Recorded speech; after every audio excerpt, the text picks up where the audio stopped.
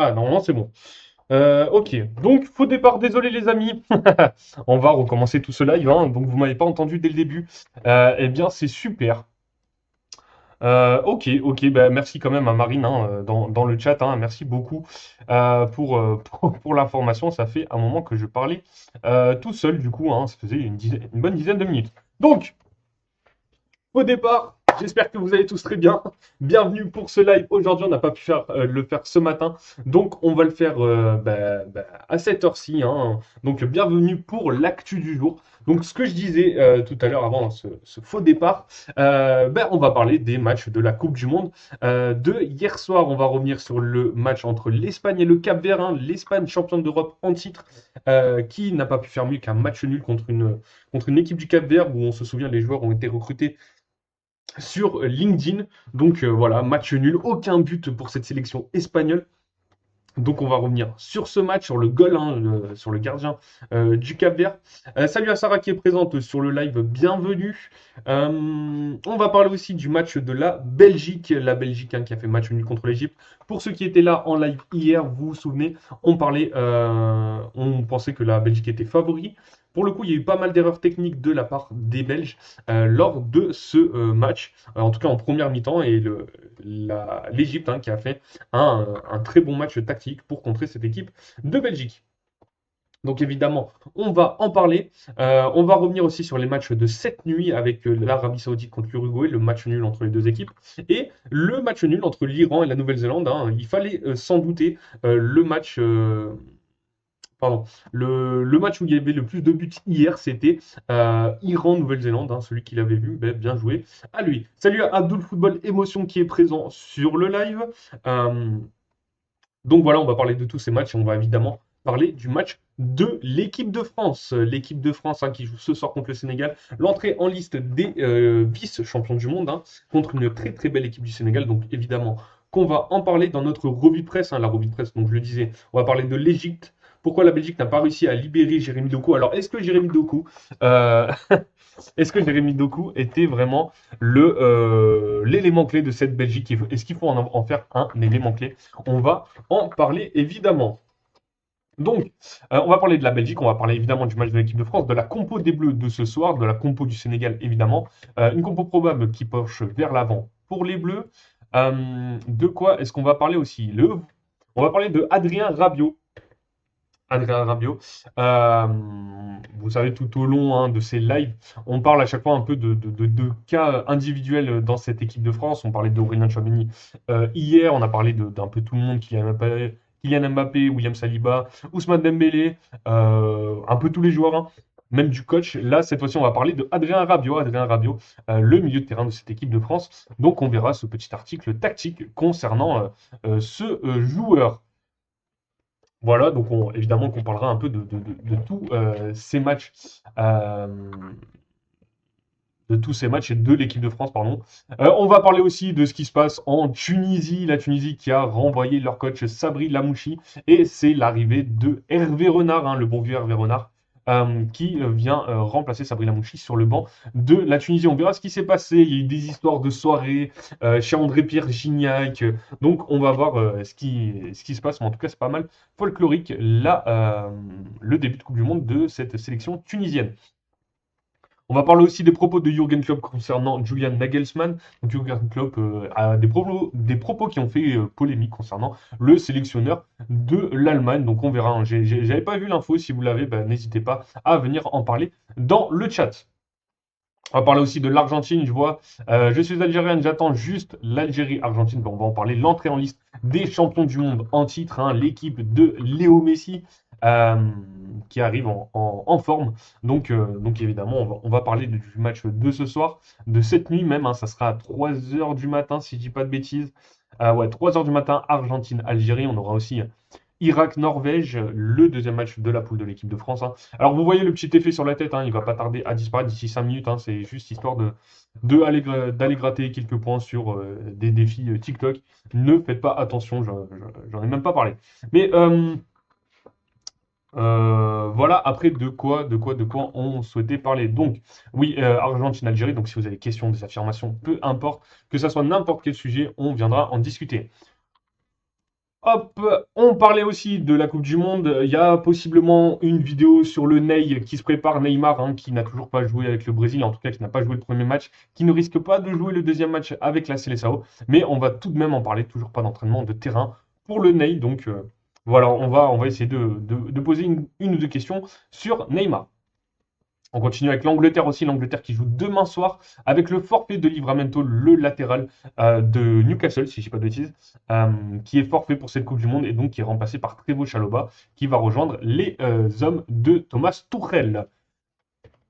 Donc voilà, et après la belle histoire de cette Coupe du Monde, hein, on parle de pas mal de choses autour de cette Coupe du Monde, des faits politiques, de football, mais voilà, c'est aussi des belles histoires dans le foot avec la famille Bindon. La mère Jenny et le fils Tyler entrent dans l'histoire de la Coupe du Monde. Donc la mère était gardienne lors des Coupes du Monde féminines avec la Nouvelle-Zélande, et donc c'est son fils, hein, qui a fait ses débuts cette nuit contre l'Iran pour rentrer dans l'histoire, et c'est voilà les belles histoires euh, quand même du football. Donc on en discutera juste après. Vous connaissez, on fait une partie Coupe du Monde et après l'autre partie on parle de l'actualité football. Donc en ce moment, hormis la Coupe du Monde, on n'a pas forcément d'autres matchs ou d'autres championnats qui nous intéressent plus que ça. Donc on parle beaucoup de l'actualité mercato, le marché des transferts qui a démarré hier. Et donc on va parler de toute l'actualité avec notre Italien préféré, Fabrizio Romano. On va voir quelles infos il a pu nous sortir. On le voit déjà, l'arrivée potentielle de Bernardo Silva du côté du Real, hein, ça devrait être annoncé bientôt. Le Sandro Tonali, hein, qui pourrait atterrir dans un nouveau club. La valse des coachs aussi en Italie et dans les autres championnats. On parlait hier de Ruben Amorim, mais on va parler aussi d'autres coachs. Liverpool qui reste déterminé à recruter Yann Diomandé, la pépite ivoirienne de Leipzig, hein, qui pourrait faire son arrivée en première ligue. On parlait de Liverpool, on parlait aussi, je crois, qu'à un moment de Manchester United pour Yann Diomandé, donc ça peut être très très intéressant. Si on parle de Liverpool aussi, Hugo Ekitike qui devrait réintégrer l'effectif de Liverpool plus tôt que prévu, et ça c'est une bonne nouvelle pour l'attaquant français, hein, qui ne participera pas à cette Coupe du Monde après sa blessure, hein, en fin de saison, mais qui pourrait arriver plus tôt que prévu. Voilà. De quoi on va parler aussi, la re-signature de Antonio Rudiger du côté du Real pour 1 an. On va parler de Gino Topmoller qui devrait être finalement le nouveau coach du RC Lens. Alors on parlait de plutôt Olivier Pantaloni, l'ancien coach de Lorient, pour remplacer Pierre Sage, hein, qui a son accord avec Crystal Palace. Et ben finalement c'est l'Allemand Gino Topmoller, Tom Moller qui devrait arriver sur le banc de, de, de, de- du RC Lens. Donc on va en parler pour ceux qui ne connaissent pas forcément ce coach, hein, l'ancien coach de l'Eintracht Francfort, pardon, euh, avec qui ils ont gagné, il me semble, la Ligue Europa. Voilà, et après sur nos dernières infos mercato, la valse des gardiens aussi du côté du Paris Saint-Germain qui reste pas. La valse, le chantier, ils ont nommé ça, qui s'est ouvert pour les gardiens du Paris Saint-Germain. Safonov titulaire, que faire de Chevalier, Pablo Marin, hein, Renato Marin, pardon, qui est un peu le troisième gardien de cette équipe de Paris. Donc que faire? Et après aussi, donc on disait la passe des coachs, Ruben Amorim qui arrive sur le banc du Milan AC plutôt que Oliver Glasner. Et Maurizio Sarri, après son court passage, hein, court deuxième passage du côté de la Lazio, seulement 1 an, et ben, il devrait être de retour sur un banc de Serie A avec l'Atalanta. Donc on en parlera si on a le temps, si on a le temps, tout simplement. Donc voilà, hein, pour l'actu du jour qui est plutôt chargée. On va commencer directement avec les matchs de hier soir. Donc déjà, la soirée a démarré, enfin la journée plutôt aux États-Unis, a démarré avec le match Espagne-Cap-Vert qui s'est conclu par un petit 0-0 entre les Espagnols, un champion en titre, hein, peut-être favori à la Coupe du Monde, mais qui a seulement pu faire un match nul contre cette équipe du Cap-Vert, le Cap-Vert 67e nation mondiale.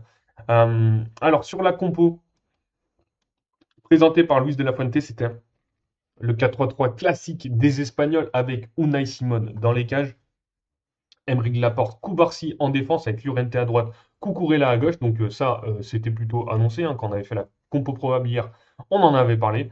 Au milieu de terrain, Pedri, Rodri, Fabian Ruiz. Là aussi, c'était la compo annoncée. Et sur cette attaque, c'était Gavi, Oyarzabal et Ferran Torres.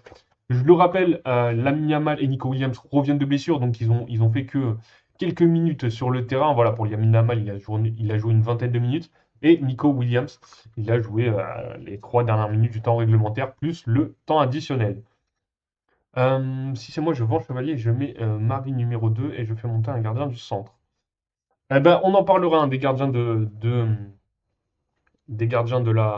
du Paris Saint-Germain, peut-être plus tard dans le live, hein. Là, on se concentre sur l'actu Coupe du Monde. Et après, bon voilà, sur cette équipe du Cap-Vert, on en parlait hier, on ne connaissait pas forcément les joueurs, hein. Deux, trois joueurs quand même qui jouent au Portugal, en Espagne, tout ça, mais on va pas faire, en tout cas moi je vais pas faire semblant, je les connais très peu. Mais en tout cas, assez impressionné que le Cap-Vert ait pu faire match nul 0-0 contre cette équipe d'Espagne et féliciter le gardien Vozinha qui a fait un nombre d'arrêts assez exceptionnel, hein, qui a maintenu cette équipe du Cap-Vert. On voit 7 arrêts de la part de Vozinha lors de ce match. C'est un peu tout ce qu'il y a à noter en fait, hein, parce que le Cap-Vert n'a pas forcément eu d'occasion. On le voit 6 tirs, un seul cadré, alors que l'Espagne a eu 27 tirs, 7 cadrés, et les 7 ont été arrêtés par le gardien capverdien. 2-10 d'XG pour l'Espagne, 0,21 pour le Cap-Vert, hein, donc c'est allé à sens unique, mais les Espagnols qui n'ont pas pu faire plus qu'un match nul, hein. Un seul arrêt de la part de Unai Simon. Donc voilà, 0-0 pour l'entrée en lice de l'Espagne. Donc inquiétude, oui et non. Enfin, non, plutôt non pour cette équipe espagnole. Mais c'est vrai que ça a été surprenant. Ça a été surprenant, ouais. Pac. Si on retrouve voilà, la poule de l'Espagne. Donc la poule de l'Espagne, tout le monde est à un point dans cette poule, hein, parce que l'Uruguay et l'Arabie Saoudite ont fait un match nul. Là aussi, un gros gardien côté Arabie Saoudite avec le gardien qui s'appelait, il faut que je retrouve son nom, Al Owais, qui a fait un très très gros match aussi, qui a dévié pas mal de tirs, hein, tout simplement. On le voit, 9 arrêts, il a encaissé quand même un but, mais il a fait tout de même 9 arrêts. Là aussi, le match était un peu à sens unique. Le but de l'Arabie Saoudite vient plutôt d'une erreur de la part du vieux père, hein, Muslera, qui était titulaire, hein, dans les buts uruguayens, mais qui fait une erreur sur ce but et donc qui a donné l'ouverture du score pour cette Arabie Saoudite. Et après, ça a été égalisé par Maximiliano Araujo à la 80e minute. On le voit dans les compos déjà des joueurs qu'on connaît plus du côté de l'Uruguay. Donc Muslera, je le disais, le vieux père. Mais on avait aussi Betancourt, Ugarte au milieu de terrain. On parlait de Varela hier, hein, c'était bien les compos annoncés. Avec Valverde qui était plutôt sur un côté et Darwin Núñez devant avec Araujo, hein, le buteur côté, euh, côté Uruguay. Après sur les autres les joueurs Arabie Saoudite, d'Arabie Saoudite, donc il y avait bien Saoud Abdelhamid titulaire, Al Dawsari, Al Dawsari, pardon, le l'attaquant de Al Hilal, hein, c'est un peu l'un des seuls joueurs que je connais du côté Arabie Saoudite et qui ont réussi à aller chercher ce match nul, hein. Le Cap-Vert, hein, devant au classement FIFA, devant l'Arabie Saoudite, hein, l'Arabie Saoudite 61e, le Cap-Vert 60e. Des fois, le classement FIFA est assez surprenant. Donc, match nul dans cette poule, hein. Tout le monde est à un point. Euh, et donc voilà. Sur les autres matchs de cette nuit, on avait la Belgique, hein, qui jouait hier soir en prime time européen contre l'Égypte. Là aussi, un but partout. Alors on va aller sur les compos directement. Les compos côté Belgique, c'était plutôt ce qui était annoncé. Donc pas de Big Rom, Romelu Lukaku qui était plutôt sur le banc, mais qui a fait plutôt une bonne entrée, hein, pour ceux qui ont vu le match hier. Romelu Lukaku qui a fait la différence. Mais voilà, on avait Thibaut Courtois dans les cages, Nathan Ngoy en défense centrale aux côtés de Mekele. On pouvait s'attendre que j'oublie pas son nom, à euh, Arthur Théâtre, voilà. Et finalement, c'était plutôt Mekele qui était titulaire. Castagne à gauche, à droite, Thomas Meunier. Au milieu de terrain, Yuri Tillmans et Onana. Euh, En attaque, Jérémy Doku à gauche, Kevin De Bruyne en numéro 10 et Leandro Trossard à droite avec De Ketelaere devant, hein, De Ketelaere qui a plutôt un rôle de Un peu tout en fait, hein, c'est un attaquant qui bouge beaucoup. On sait qu'à l'Atalanta, il est plutôt numéro 10 faux 9. Là, du coup, il était devant. Côté Égypte, on avait bien Mohamed Salah. Alors, Mohamed Salah, là, il est placé numéro 10. On l'a quand même pas mal vu sur son côté droit habituel. Omar Marmouche devant. Achour, Achour, le buteur de cette équipe d'Égypte. Et après, on avait au milieu de terrain Achia Lachine. Et en défense, on avait Annie à gauche, Fatou. Et en défense centrale, Ibrahim et Fati. Pas de Rabia, pardon. Rabia qui est rentré à la 71e minute. Hein, l'expérimenté défenseur égyptien. Et au cage, on pouvait s'attendre à, comment il s'appelle, notre ami que j'ai perdu, El Shanaoui. Au final, c'est Chaubert qui a fait lui aussi un très bon match dans les cages de cette équipe d'Égypte. Donc voilà, sur les stats du match, hein, alors elles ne sont pas forcément représentatives, parce qu'on a 1,35 dirigé pour la Belgique. Hein, c'est vrai que la Belgique a eu un peu plus d'occasions que cette équipe d'Égypte. 54 possessions, 15 tirs 3 cadrés, 14 tirs 3 cadrés pour l'Égypte. Euh, Qu'est-ce qu'on a aussi? Un poteau touché sur un coup franc de Kevin De Bruyne euh, côté belge. Hop, on va enlever cet horrible effet. Hop là, voilà. Donc voilà. Et donc trois arrêts de la part de Chaubert et deux arrêts de la part de Thibaut Courtois. Alors sur ce match déjà en première mi-temps, eh ben, on a vu une équipe d'Égypte meilleure que cette équipe de Belgique, tactiquement mieux en place, techniquement. Alors la Belgique a fait pas mal d'erreurs, pas mal de pertes de balles, de mauvaises passes ou de passes pas très précises. Euh, alors, est-ce que c'était un plan pour euh, les empêcher de produire leur jeu? On va le voir dans l'article qui arrive juste après. Est-ce que la Belgique n'a pas réussi à libérer son jeu parce que Jérémy Doku était plutôt bloqué? Je l'ai vu aussi dans la vidéo de Wii U qui en parlait. Moi, je ne suis pas l'ultime fan de Jérémy Doku. Je trouve que c'est un très bon dribbleur, mais c'est pas un joueur qui me fait fantasmer plus que ça dans un football collectif. Hein. C'est plus un joueur d'highlight que vraiment le joueur clé. Pour moi, le joueur clé de cette équipe de Belgique, c'est plutôt Kevin De Bruyne. Mais après, voilà, chacun a son avis. Dites-moi dans les commentaires, dans le chat, ce que vous en pensez. Est-ce que vous pensez que c'est plutôt un Kevin De Bruyne? Est-ce que c'est plutôt un Jérémy Doku? Qui est l'élément clé de cette équipe de Belgique? En tout cas, aucun n'a été précis. Jérémy Doku a été baladé à gauche, puis après à droite. Il a interverti avec Leandro Trossard. Après, en deuxième mi-temps, il est passé plutôt derrière l'attaquant. Mais franchement, j'ai pas trouvé son match fou.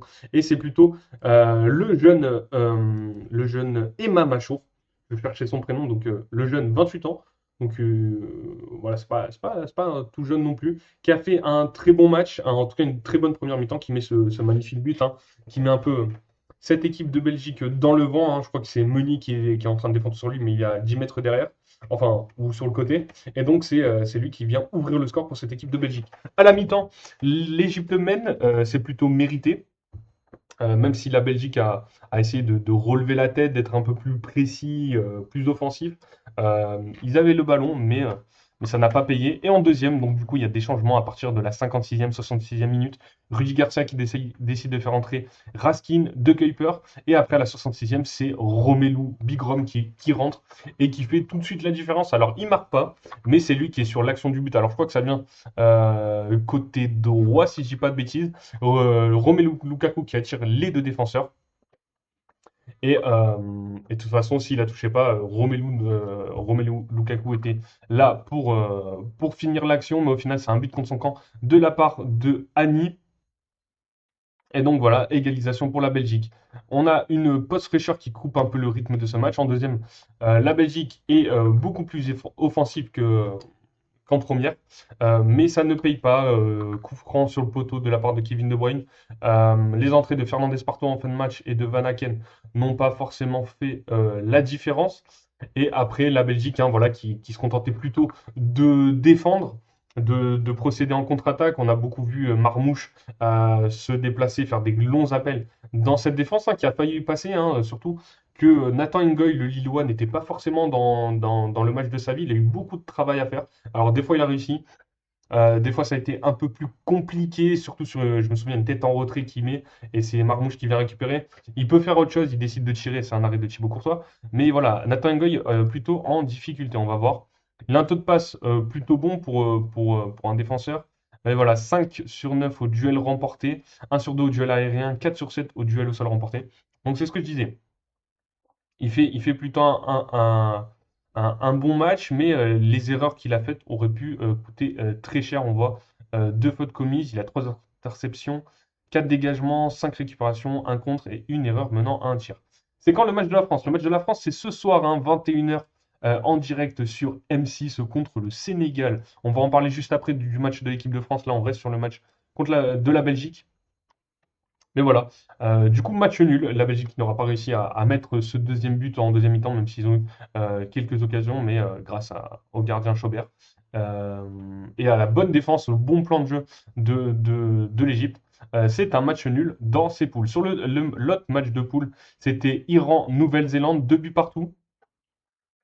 Donc juste le joueur néo-zélandais qui ouvre le score à la 7e minute. Égalisation de Rezaïan à la 32e, donc un but partout à la mi-temps. Ensuite, juste vient doubler la mise à la 54e minute. Le premier but, il me semble que c'est le premier but qui est très très beau de la part de la Nouvelle-Zélande avec le contrôle de Wood, la petite passe, enfin le petit 1-2 et après c'est récupéré. Donc c'est plutôt un beau but, je vous invite à le voir. Euh, donc, qu'est-ce que je disais aussi? Oui, Wood, c'est l'entraîneur, c'est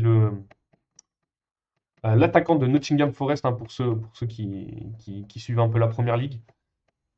Donc, capitaine en plus de cette sélection néo-zélandaise, pardon, qui a plutôt fait un bon match. Et après, c'est donc juste 2-1 à la 54e, à la 64e, c'est Moebi qui vient égaliser pour cette équipe iranienne. Pas mal d'actions plutôt côté Nouvelle-Zélande, si je dis pas de bêtises, on va checker ça dans les stats, que bon. Ouais, voilà. 14 tirs, 8 cadrés pour la Nouvelle-Zélande, 17 tirs, plutôt 4 cadrés pour cette équipe iranienne. Mais bon, c'est un match nul, 2 buts partout. Match plutôt plaisant, il y a du but. Alors, j'ai pas vu le match en entier, je vous mens pas que Égypte-Nouvelle-Zélande à 3 heures du matin, je me lève pas forcément pour regarder ça, mais en tout cas, dans le long résumé que j'ai vu, c'était plutôt pas mal. Et donc, on suivra la suite dans cette poule de la Belgique. C'est la poule, aucune idée. Aucune idée, aucune idée. La poule G, voilà, où là aussi tout le monde est à un point partout. On continue sur les matchs. Donc déjà, sur notre revue de presse, on va se faire le petit, parce que je suis allé un peu vite, mais le petit article sur la tactique de l'Égypte. Pourquoi la Belgique n'a pas réussi à libérer Jérémy Doku contre l'Égypte? C'est un article de Jason Petitgrove pour Flashcore. Lorsque l'Égypte est entrée sur la pelouse pour affronter la Belgique lors de son premier match du groupe G de la Coupe du Monde au Seattle Stadium, elle savait qu'elle avait battu les Diables Rouges lors de trois de leurs quatre dernières confrontations, mais n'avait encore jamais remporté de match en Coupe du Monde. Elle faisait face à une équipe qui n'avait plus perdu en phase de groupe du tournoi depuis 13 matchs. Pour briser cette série aux États-Unis, les Pharaons devaient d'abord neutraliser la créativité de Kevin De Bruyne ainsi que la vitesse et la malice de Jérémy Doku, point de départ pour espérer se mettre en position de gagner. La forme étincelante de Doku lors des qualifications. La forme de Doku lors des qualifications où il a été impliqué sur 7 buts, 5 buts, 2 passes décisives et a créé 24 occasions dans le jeu. Aucun joueur européen n'a fait mieux, laissant espérer à la Belgique que ce match serait l'occasion idéale pour l'ailier de Manchester City de montrer toute l'étendue de son talent. En effet, la manière dont lui et son équipe ont débuté la rencontre laissait penser que la Belgique allait s'appuyer sur sa vitesse côté gauche pour faire la différence. Cependant, ce que les Belges n'avaient pas anticipé, c'est que l'Égypte allait doubler, voire tripler la couverture défensive sur Doku afin de limiter au maximum son influence. Bien que De Bruyne ne soit passé tout près d'ouvrir le score en début de match et que les Belges semblaient à l'aise dans la possession, 68% collectivement sur les 20 premières minutes, Doku n'a jamais réussi à passer des joueurs comme Ahmed Aboul Fetou ou Mohamed Hani, entre autres. L'Égypte ouvre le score sur sa première attaque. Les 4 tacles tentés par Annie lors de la première demi-heure constituaient le total le plus élevé sur le terrain et ont permis de contenir les assauts adverses. Sur quasiment leur première offensive, l'Égypte a ouvert le score. Ce n'est que la deuxième fois de son histoire en Coupe du Monde que la sélection menait dans un match. La frappe puissante et rasante de Emma Machour, bien servie par la passe simple de Mossala, a enflammé la rencontre. Le roi d'Égypte directement impliqué sur 60% des buts de son équipe lors des qualifications, 9 buts, 3 passes décisives, évoluait dans un rôle de numéro 10 qui lui offrait une grande liberté. Il semblait tellement à l'aise qu'on peut se demander pourquoi Liverpool ne l'utilise pas plus souvent à ce poste. Doku n'a toujours pas trouvé la faille face à la défense adverse, Fati remportant 7 de ses duels et Annie 8 sur 13. Le manque de réalisme belge. Le Belge n'aura tenté qu'un seul tir dans la rencontre, survenu dans le temps additionnel de la première période, mais il a complètement manqué sa frappe, envoyant le ballon largement au-dessus. Le fait qu'il ait tout de même touché 6 ballons dans la surface égyptienne, soit le total le plus élevé de son équipe, ne suffit pas à résumer sa prestation. Son coéquipier offensif, Leandro Trossard, a tenté 3 tirs en première période, mais aucun n'a trouvé le cadre. Les Européens se heurtent à la fois à un manque de réalisme et à une défense égyptienne remarquable.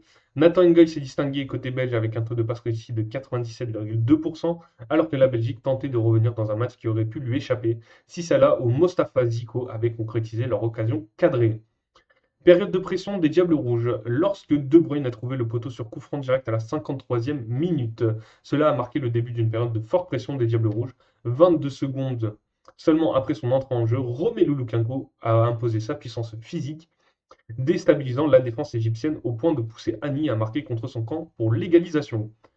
Ce but mettait fin à une dizaine de 325 minutes sur la plus longue période sans marquer de la Belgique en Coupe du Monde depuis celle de 244 minutes entre le 22 juin 82 et le 3 juin 86. À leur crédit, les Égyptiens ont fait preuve de caractère et se sont procuré des occasions pour l'emporter.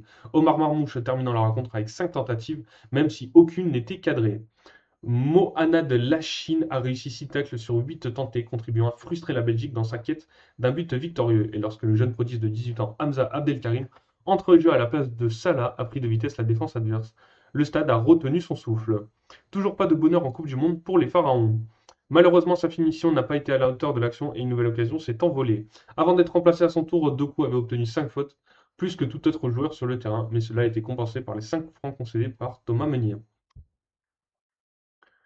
Dans les derniers instants, Brandon Mekele a failli offrir la victoire à la Belgique, mais la troisième parade de Mostafa Chober a finalement permis aux deux équipes de se départager les points.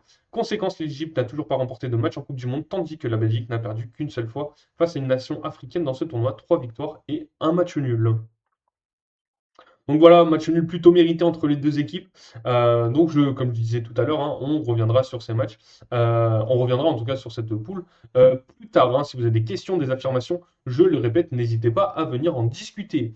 Je le rappelle, j'ai pas fait de mon petit point promo, hein, on a un peu tout oublié, mais n'hésitez pas à venir follow. Sur TikTok, les amis, on est aussi en live sur Twitch. Sur Twitch, j'affiche mon écran, c'est peut-être plus facile, plus fluide pour voir de quoi on discute. Donc n'hésitez pas à venir faire un tour, à venir follow aussi. Le follow sur Twitch, c'est gratuit, donc n'hésitez pas. Qu'est-ce que je voulais dire aussi? N'hésitez pas à vous abonner à la chaîne YouTube Attrick FR, hein. Vous pouvez voir toutes les rediffusions de nos lives. On prépare plein de vidéos lors de cette Coupe du Monde, mais aussi les plateformes de podcast si vous préférez nous écouter. Apple Podcast, Spotify, Deezer, Amazon Music et évidemment tous les réseaux sociaux. Donc on disait TikTok, Instagram, Facebook, Snapchat et X et même Fred où on est présent. Voilà les amis, n'hésitez pas à venir follow, ça nous aide beaucoup pour euh, faire avancer le média. Voilà, on continue pour notre live. Donc on a parlé de tous les matchs de la veille, mais celui qui nous intéresse le plus, c'est le France-Sénégal, évidemment, le match de ce soir, l'entrée en liste des Bleus. Euh, Après avoir perdu en finale de Coupe du Monde en 2022, après l'avoir gagné en 2018, les Français sont de retour pour aller conquérir une troisième étoile. Troisième étoile qui serait top. J'ai pas d'autres mots. Mais ça va pas être facile avec cette centraliste contre les champions d'Afrique, hein. S'il y a des amis marocains dans le live, vous savez que le Sénégal est champion d'Afrique. Euh, et une très très grosse équipe, une très très grosse nation mondiale. Même s'il y a une préparation plutôt compliquée pour cette équipe du Sénégal, une victoire permettrait à l'équipe de France déjà d'envoyer un signe dès le début du tournoi. Sur la compo probable de cette équipe du Sénégal, on va commencer avec le Sénégal, avec, ça sera sûrement Edouard Mendy dans les cages. La défense, on en parlait hier, Moussa Niakhaté devrait être titulaire, mais après l'interrogation, est-ce que Kalidou Koulibaly est prêt à jouer, à démarrer ce match, ou plutôt ça sera Mamadou Sarr? C'est là où la question se pose. Après, sur les côtés, on devrait bien avoir Crépin, Diatta et c'est Malik Diouf. Ouais, El Hadji Malik Diouf, évidemment.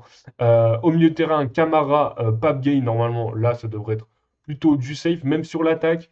Voilà, très peu d'interrogations, je pense, hein. Ismaïla Sarr à droite ou Iliman Ndiaye, mais en tout cas, les deux seront sûrement sur le terrain.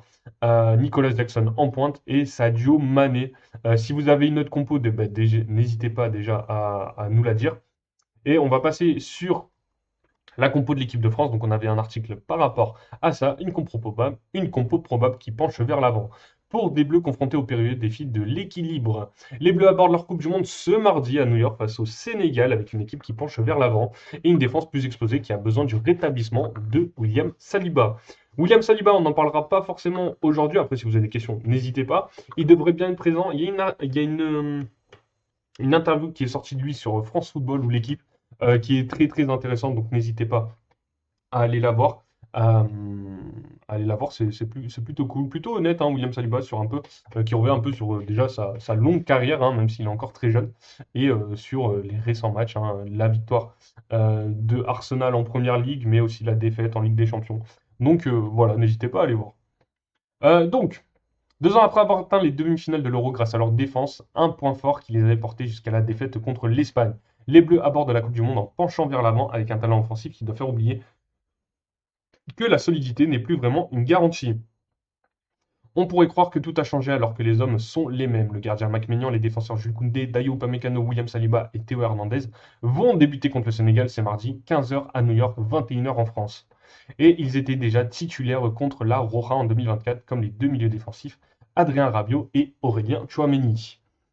Ce qui change, c'est le profil du troisième milieu, puisque le 4-3-3 s'est transformé en 4-2-3-1 afin de coller à l'éclosion d'une foule de talents offensifs. Eddie Deschamps doit encore apporter quelques réponses à la question de l'équilibre. Saliba s'est entraîné sans gêne apparente. Pardon. Les USA ont prévu de gréager le terrain ce soir. Ah ouais, j'ai pas vu ça. Est-ce que t'as plus d'infos sur ce que tu es en train de nous dire, mon cher Audi RS6? Euh, Sinon, on continue notre article. Même si ces joueurs ont conscience qu'il faut faire plus d'efforts et plus vite à la perte du ballon, ils viennent d'encaisser un but lors de chacun de leurs 5 derniers matchs. Pas exactement une habitude de la maison quand approchent les grands tournois. La Côte d'Ivoire, c'était un match avec des transitions parce qu'elle avait de très bons joueurs. Et l'Irlande du Nord, c'était un peu différent, à nuancer samedi le milieu Manu Koné. Le plus important, c'est de nous préparer. Il faut avoir confiance. Victoire 7-0 du Sénégal. Waouh! Bah, je t'invite pas quand même à mettre beaucoup d'argent si tu dois parier sur ça. Euh, Ça me paraît un peu confus. C'est plus facile quand les cadres sont à 100%, mais le dos de William Saliba a grincé trop fort après la finale de Ligue des Champions, champion perdu contre le PSG. Pour qu'il puisse se lancer sereinement sa préparation, le staff s'est toutefois toujours voulu rassurant car les douleurs du défenseur d'Arsenal les score depuis plusieurs mois et il a appris à faire avec.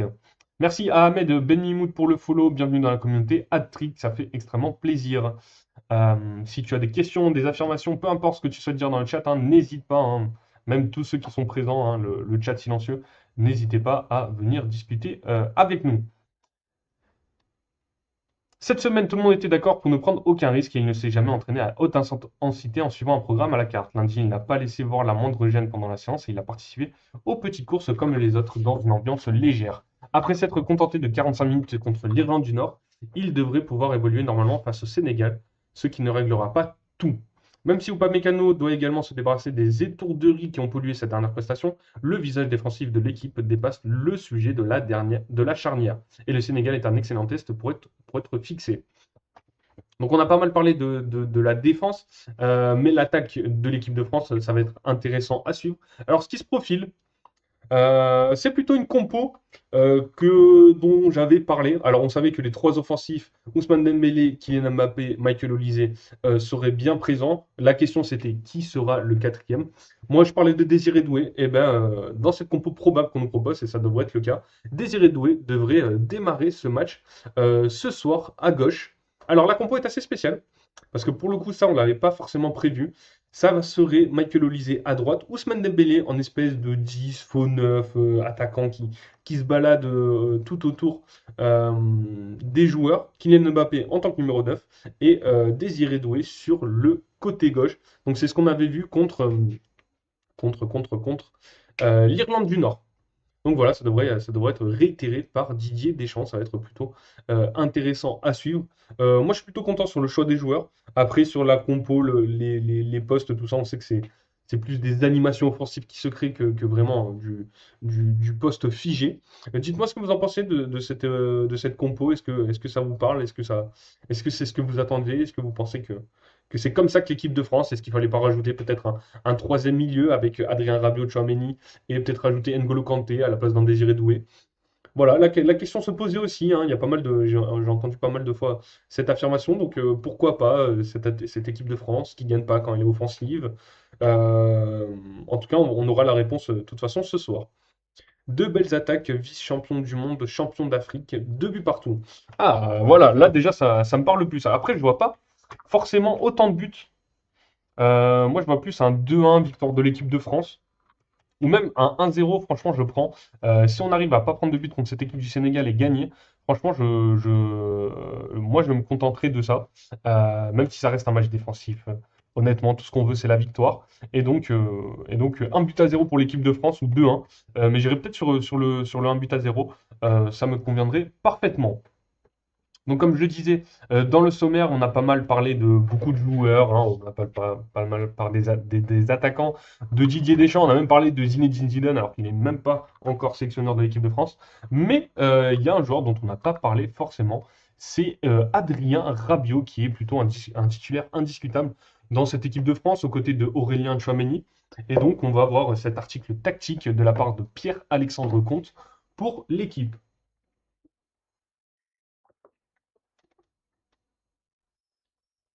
Alors plus un article tactique, c'est un article stats, chiffres concernant l'impact de Adrien Rabiot dans le jeu de l'équipe de France. Là aussi, dites-moi ce que vous pensez de ce milieu de terrain. Tchouaméni, Rabiot, est-ce qu'il y a des gens qui préféreraient voir N'Golo Kanté titulaire? Ça m'intéresse de savoir. Volume, adaptation tactique et impact dans le dernier tiers, Adrien Rabiot, un milieu à l'aise dans tous les modèles de jeu. En peu de temps, Adrien Rabiot a connu des contextes sportifs et des modèles de jeu très différents dans lesquels il est toujours parvenu à faire parler ses qualités. Avec les Bleus comme avec ses clubs, le milieu français apporte un certain nombre de garanties. La saison à rebondissement d'Adrien Rabiot connaîtra son épilogue en Amérique du Nord. Il ne planait aucun doute sur sa sélection pour la Coupe du Monde, tant il fait partie des cadres de l'équipe de France, lui qui a été sélectionné à 59 reprises par Didier Deschamps et a pris part aux trois dernières compétitions internationales majeures. Sa place dans le 11 pour le match contre le Sénégal mardi soir semble d'ailleurs acquise. À vrai dire, le Français n'est pas qu'une pièce centrale pour les Bleus.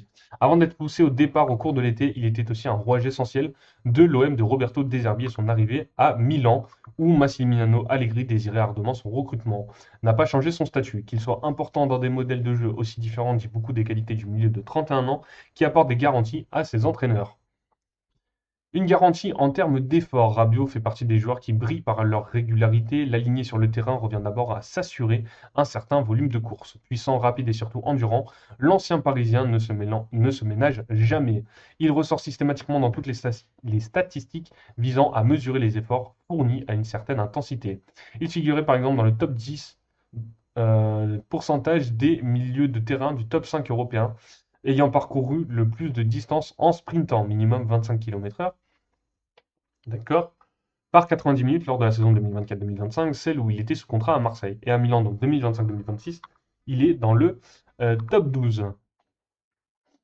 Alors, les métriques physiques d'Adrien Rabiot, percentile par rapport au milieu de terrain du top 5 européen. Alors, ok.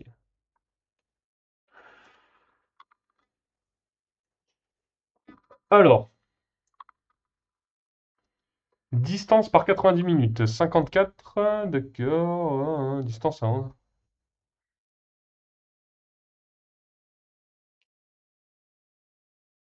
Alors, PSE 81, 99 percentile pour le Peak Sprint Velocity, soit une manière de mesurer la vitesse maximale d'un joueur et sa capacité à l'atteindre régulièrement.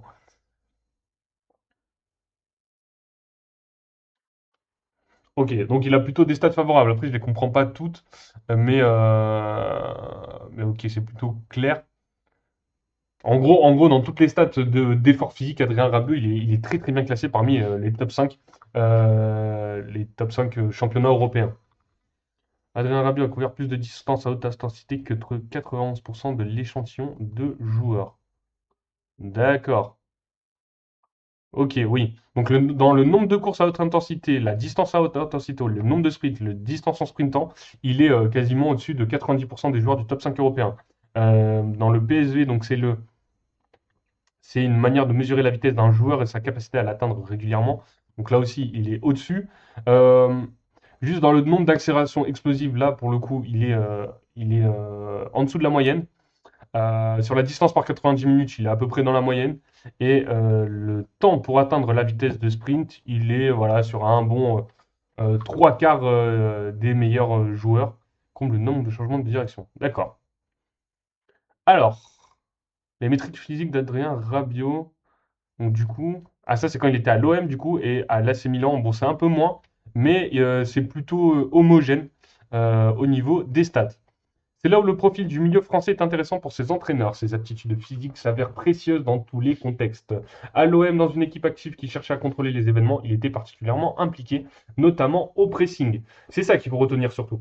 C'est que Adrien Rabiot, ce qui est dit un peu dans tout l'article et ce qui va être encore décrit, c'est qu'il est capable dans n'importe quel système de jeu, que ce soit un système défensif, offensif, A3, A4, A5, il est capable de s'adapter à tous les postes, hein. On se souvient qu'il avait été testé en espèce de latéral, tout ça. Donc voilà, c'est vraiment un milieu extrêmement polyvalent. Merci à Baïsaliusek pour le follow. Bienvenue dans la communauté Atrix, ça fait extrêmement plaisir. Bienvenue, hein, merci à tous les follow aujourd'hui. Si vous avez des questions, des choses à dire hein, dans le chat, n'hésitez pas à venir discuter. Je vois qu'il y a pas mal de personnes qui viennent, qui passent, mais venez discuter tous ensemble. Donc, là, on parlait de son rôle à l'Olympique de Marseille. Sous Allegri, donc dans des formations plus passives hein, du côté de l'AC Milan, il a surtout fait parler de ses qualités de projection en multipliant de longues chevauchées depuis bas sur le terrain. Une garantie tactique, ces efforts qui ne faiblissent jamais constituent un peu les fondations de son jeu. Mais encore faut-il que tout cela soit effectué à bon escient. Or, le Milanais possède un grand sens tactique que ces années italiennes à la Juventus de 2019 à 2024 lui ont indéniablement permis d'affiner. En témoigne son passage indolore d'un poste assez offensif majoritairement dans un 3-4-2-1 avec des Zerbi à un autre plus conservateur dans le 3-5-2 d'Allegri. Ses courses sans le ballon montrent cette capacité d'adaptation au modèle de jeu suivi par l'équipe. À Milan, dans une équipe souvent repliée sur elle-même, il s'agissait plutôt d'être en soutien de ses partenaires ou d'offrir des solutions devant le ballon, souvent lors de transitions. À l'OM, l'activité de Rabiot était plus variée avec une grande présence à la remontée de centre, mais aussi une volonté de se diriger vers le porteur ou de libérer des espaces par des décrochages et toujours des appels si importants en profondeur. Les courses sans le ballon d'Adrien Rabiot.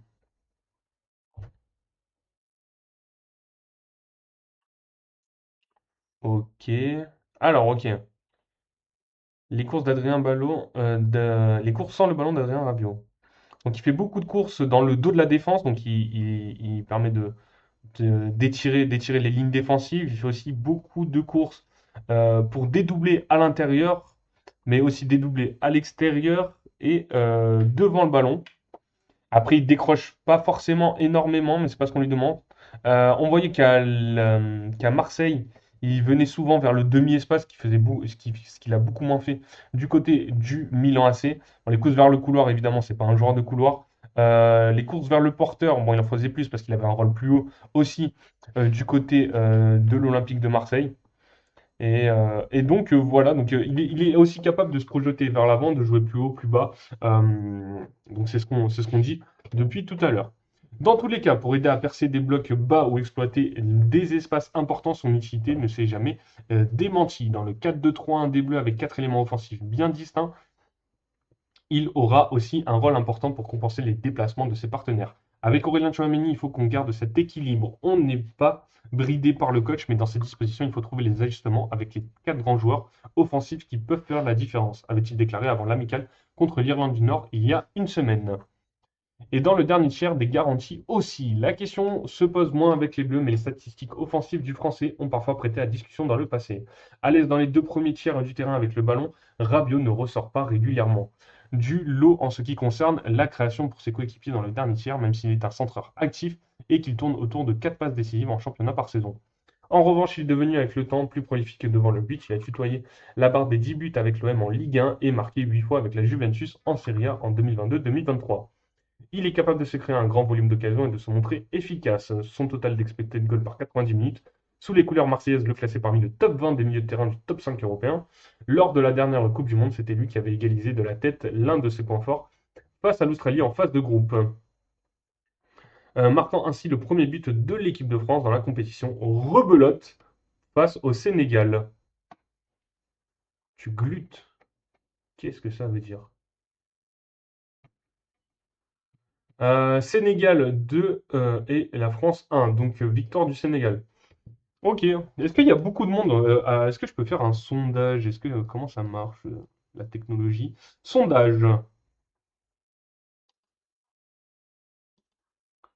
Alors, donne deux options à tes spectateurs pour un sondage rapide. Vote par cadeau. Personnalise la question, les choix. Alors, donne deux options. Sondage rapide, démarrer. Hop là, personnalisé, d'accord. Standard, qui aura en finale. Nouvelle question. Qui gagne ce soir? A. Sénégal.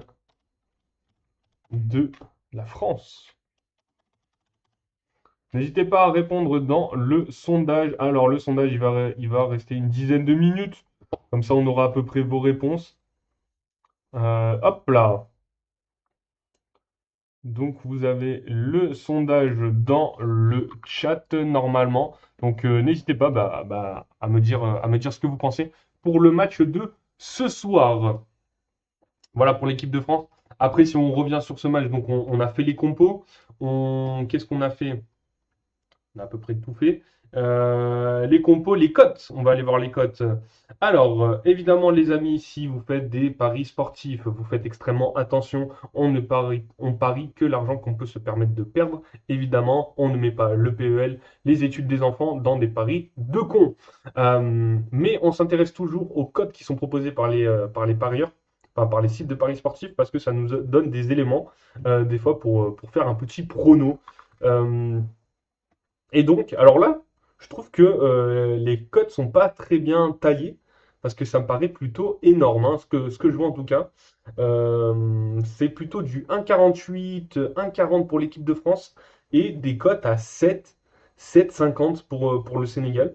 Ça me paraît plutôt extrêmement élevé sur ces cotes, et le match nul est à peu près à 4,50. Donc je suis assez étonné quand même. Une cote à 7 pour le Sénégal. Euh, Franchement, je suis parieur lambda, hein, je suis pas supporter. Sur le Sénégal ou match nul, j'y vais pas mal, quoi. Mais ça me paraît étonnant quand même ces cotes. Est-ce que vous trouvez que c'est plutôt bien taillé, c'est mal taillé? Cote à 7 pour le Sénégal, ça me paraît plutôt énorme.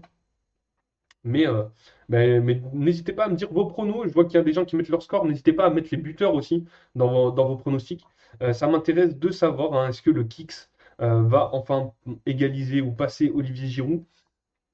Est-ce que Ousmane Dembélé va enfin prouver que c'est un attaquant prolifique en équipe de France? Ou est-ce que c'est encore le sauveur Michael Olise qui, euh, qui sauvera l'équipe de France, où on parlait de Adrien Rabiot, but de la tête, voilà, la cabesse de, de Adrien Rabiot, Aurélien Tchouameni.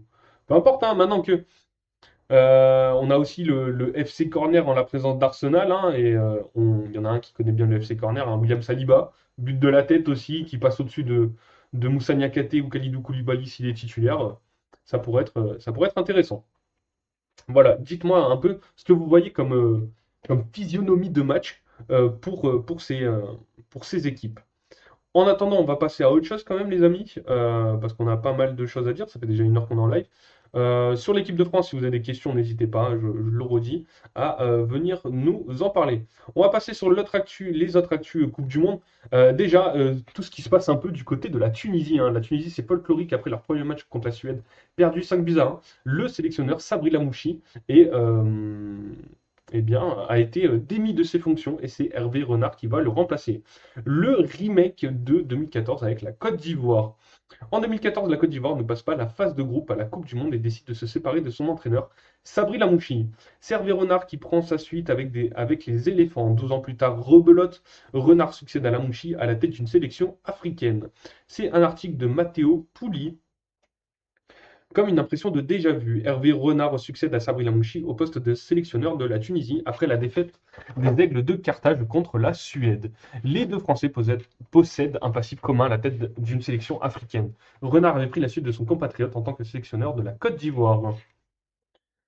Arrivé à la tête des éléphants en 2012, Lamouchi a pour mission de se qualifier pour la Coupe du Monde au Brésil. Les Ivoiriens obtiennent difficilement leur ticket, vainqueur du Sénégal, 4-2 cumulé au troisième tour des éliminatoires de la zone Afrique. Le mondial se passe mal pour les hommes de Lamouchi.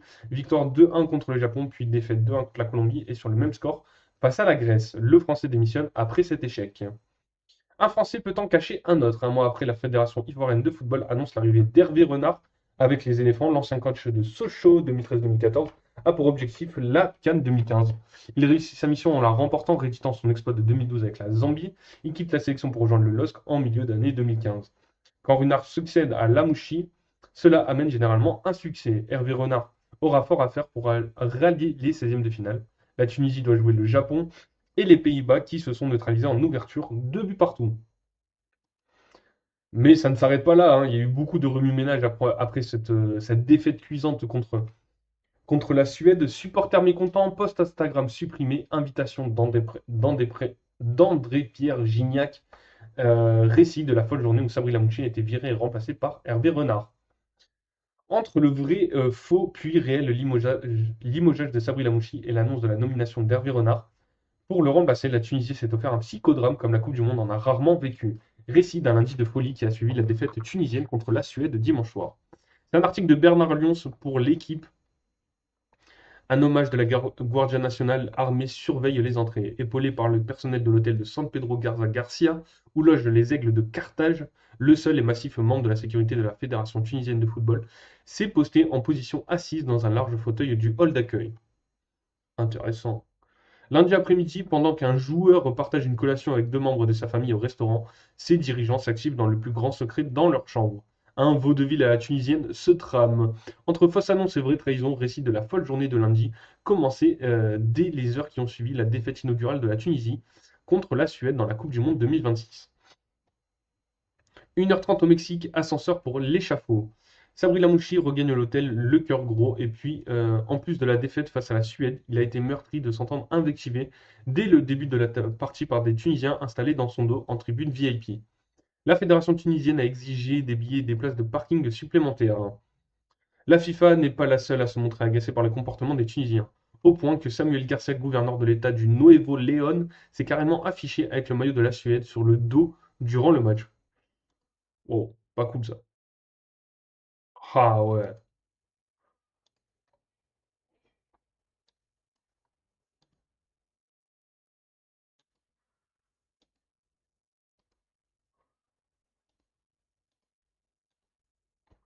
Ok. Ok, ok. Attendez, on continue, c'est pas fini, hein. Il est vrai que le constructeur automobile suédois Volvo, passé sous pavillon chinois en 2010, s'apprête à investir 1 milliard de dollars pour implanter sa nouvelle usine de camions lourds à Ciénega des Flores. Ah, c'est de la politique en fait.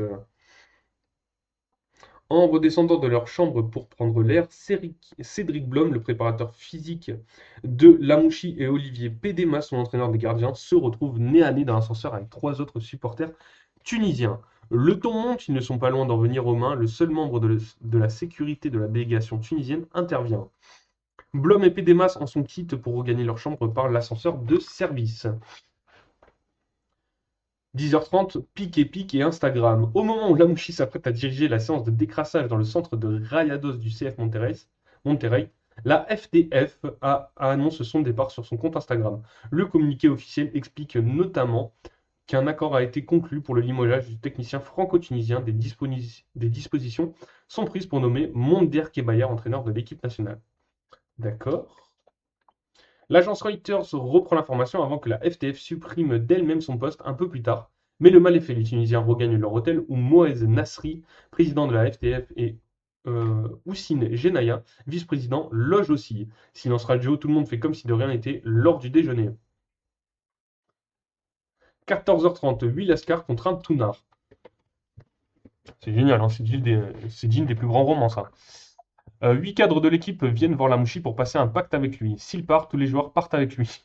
Leur soutien semble davantage dicté par leur refus d'avoir un Tounard, un Tunisien en argot, comme sélectionneur.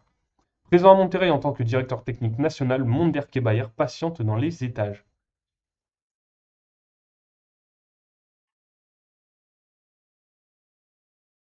Putain, mais c'est digne des plus grands complotistes tout ça. Le nom de Wabi Kazri se murmure aussi dans les couloirs comme solution de rechange intermédiaire. Sollicité par la FTF pour épauler Lamouchi en tant qu'entraîneur en second, le Bastier de naissance jouit d'une grande aura auprès des joueurs. Meilleur buteur de l'histoire des Aigles de Carthage en Coupe du Monde, 3 réalisations, il a joué avec beaucoup d'entre eux. 17h15, Moez Nasri en vieux renard. Le président de la FTF. Ok. Le président de la FTF prend enfin langue avec Lamouchi. Il lui confirme son éviction à contre-cœur. Moez Nasri n'aurait pas eu d'autre choix pour sauver sa tête que de céder à la pression unanime des autres membres du bureau fédéral. Puis tandis que Lamouchi convoque son staff dans sa chambre pour leur faire part de la nouvelle, Moez Nasri prépare son allocution télévisée. Il doit annoncer le limogeage en direct à la télévision publique tunisienne. Moez Nasri possède décidément un sens surprenant du rebond. Lamouchi n'a pas encore signé sa résiliation de contrat qu'il a déjà trouvé son successeur. Hervé Renard. Limogé le 17 avril par la Fédération saoudienne après avoir qualifié sa sélection pour cette Coupe du Monde, le Français est libre et disposé à accepter une mission le temps de ce mondial. Le fait que la Tunisie jouera son deuxième match face au Japon le 21 juin à 6h, toujours à Monterrey, ne lui pose pas de problème de visa, à croire que la venue de Renard était déjà réglée depuis la précédente et lourde défaite contre la Belgique en amical. Pour préparer le millième match de l'histoire de la Coupe du Monde, Renard sera épaulé de Nicolas Baudouin, analyste vidéo, David Bariac, préparateur physique, Gilles Fawache, entraîneur des gardiens, et Kazri, tenu de rester étant donné qu'il a été choisi par la fédération. 18h45, Lamouchi face au mur. Le président Nasri se montre tellement occupé qu'il n'a même pas le temps de passer voir Lamouchi pour lui faire signer les papiers et le saluer. Le franco-tunisien ayant pris la sélection du pays de ses parents pour une raison de cœur, pas financière, il n'a pas sollicité les conseils de son avocat. Waouh! Waouh! Après, putain, mais il y a des trucs dans le chat des fois. Pour ce soir, allez, les Noirs contre la France. Mais il est fou ce mec. Lamouchi signe contre le mur de sa chambre le contrat de séparation à l'amiable. Khalid Merdassi, secrétaire général de la FTF, vient de lui apporter. Aucun joueur à qui il n'avait rien demandé n'ayant tenu sa promesse. Il n'a pas vraiment envie de les croiser dans l'ascenseur. Il reste seul et désemparé dans sa chambre se demandant pourquoi il a accepté de devenir le sélectionneur de la Tunisie en janvier, après que Pierre Sage a refusé. 20h23, Gignac, le chevalier servant. Qu'est-ce que fout André-Pierre Gignac dans cette histoire?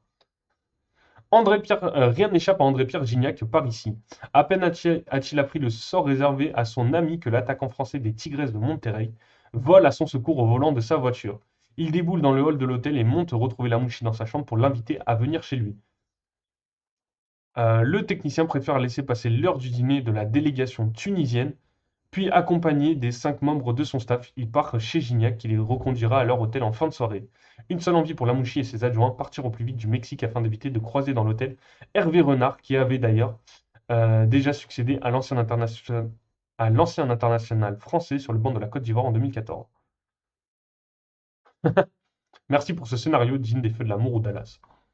J'avoue que c'est écrit comme si c'était un sacré roman, et c'est un sacré roman. Donc on verra, hein. La Tunisie, on suivra contre le Japon. Est-ce que Hervé Renard est le sauveur tunisien? Euh, après ses exploits avec la Côte d'Ivoire. Euh, Bonne question. Après, vu l'effectif de la Tunisie, bonne chance quand même à Hervé Renard pour aller gagner contre les Pays-Bas et le Japon, hein. Vraiment, s'il le fait, chapeau, hein. Je sais pas ce que vous en pensez dans le chat. N'hésitez pas à me le dire. On parle de polémique. Jürgen Klopp fait polémique après des commentaires sur Nagelsmann. Alors là, c'est du côté de la sélection allemande. C'est un article de Flashcore. Alors, qu'est-ce qui s'est passé?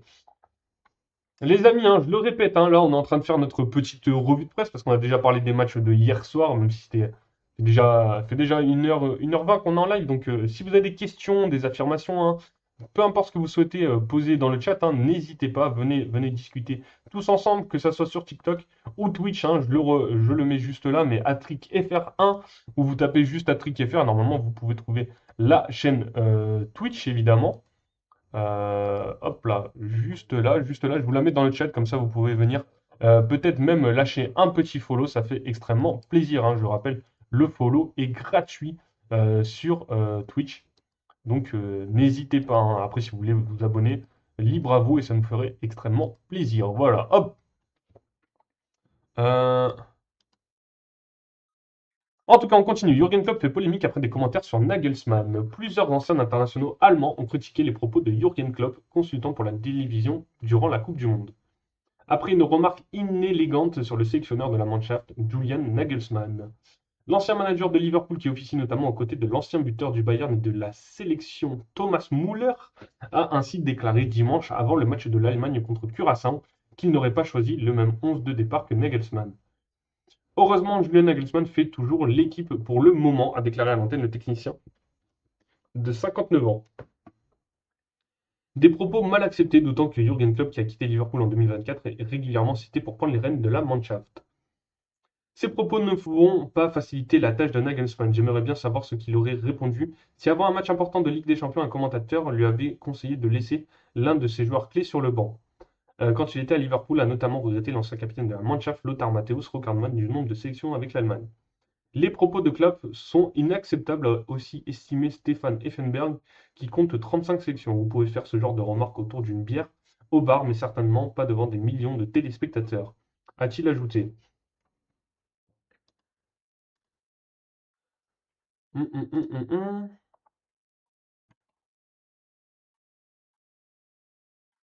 L'Allemagne a finalement largement remporté son match d'ouverture du mondial en battant le Curaçao 7-1 et Jürgen Klopp s'est ensuite excusé.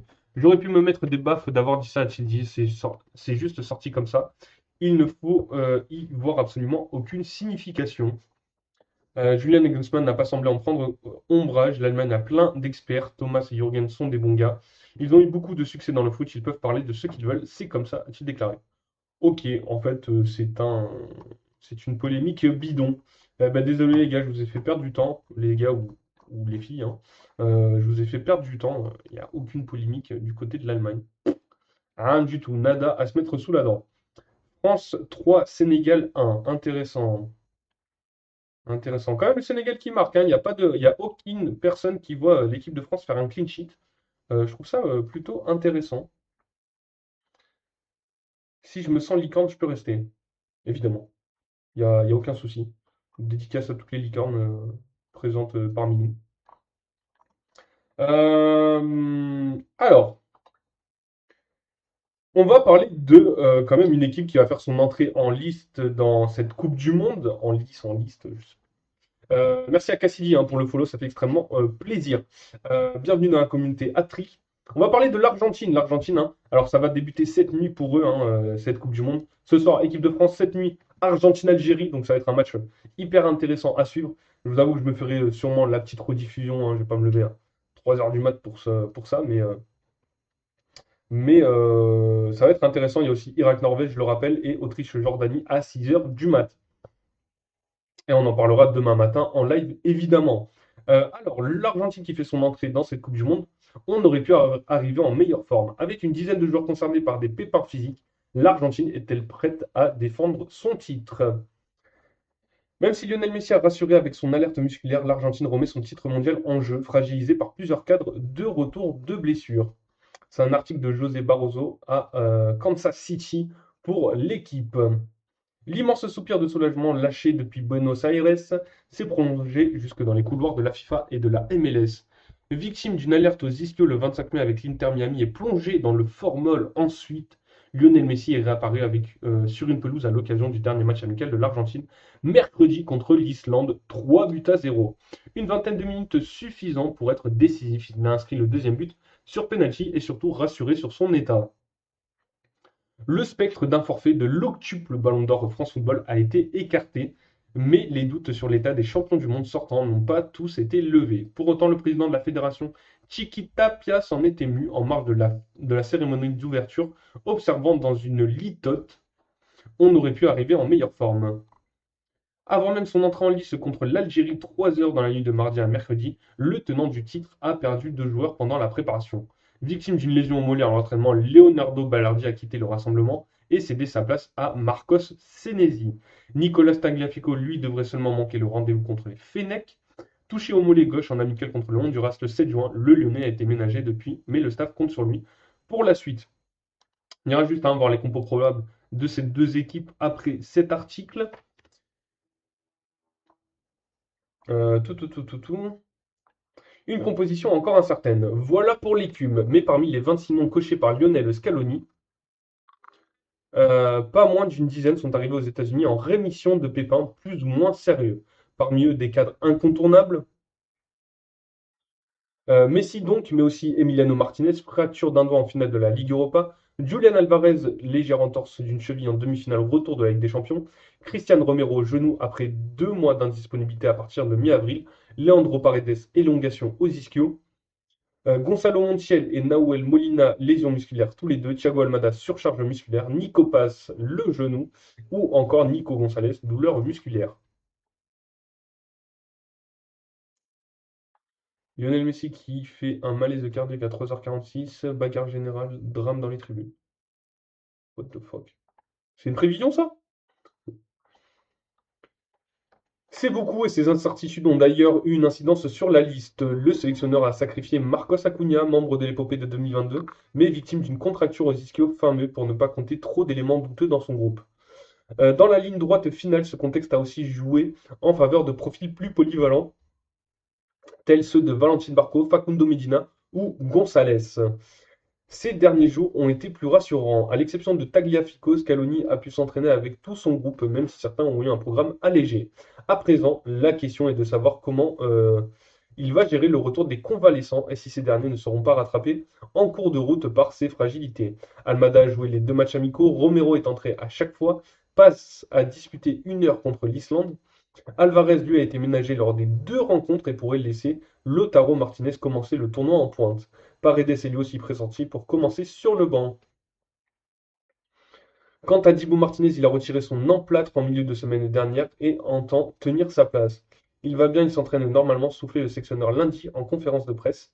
Est-ce qu'il va jouer? Je ne l'ai même pas dit aux joueurs, on va attendre le dernier entraînement et on verra. Interrogé sur les états de forme aléatoires de son effectif, le technicien a évacué: j'ai toujours eu des difficultés à faire mon 11 vu le niveau des joueurs en sélection. La principale difficulté, c'est de laisser dehors de bons joueurs, mais on va bien. Ok.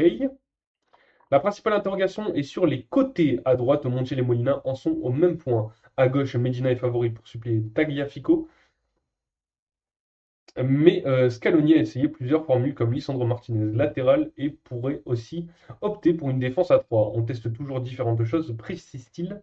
C'est important que les garçons puissent s'adapter si le besoin s'en fait sentir. Mais qu'on joue avec 2 ou 3 défenseurs centraux, l'essence de l'équipe sera la même. Et Messi, il devrait débuter pour lancer en grande pompe la défense du titre des Sud-Américains après avoir raté leur entrée euh, aux 2 derniers mondiaux. 1-1 contre l'Islande en, 1-1 contre l'Islande en 2018 face à l'Arabie Saoudite. Défaite face à l'Arabie Saoudite en 2022. Les patrons veulent marquer le coup pour balayer au plus vite les contingences des dernières semaines. Alors, qu'est-ce qu'on nous dit? Dibu Martinez va pas à la Juve. Alors, Dibu Martinez il devrait normalement signer à la Juve, hein, c'était annoncé. Pour l'instant, j'imagine qu'ils attendent la fin du mondial de l'Argentine pour officialiser la chose, mais normalement, ça devrait se faire pour Emiliano Martinez. Selon toi, c'est quoi le score de France-Sénégal? Alors, c'est ce que je disais tout à l'heure. Moi, je vois une victoire de l'équipe de France. Après, j'ai pas été très bon dans mes pronos, hein. Euh, dans mes pronos depuis le début de la compète. Mais je dirais victoire 2-1. Ou sinon, je serais plutôt sur un 1-0 équipe de France. Comme ça, on enverrait, même si c'est un petit score, ça enverrait un bon signe pour la suite de la compétition. Voilà.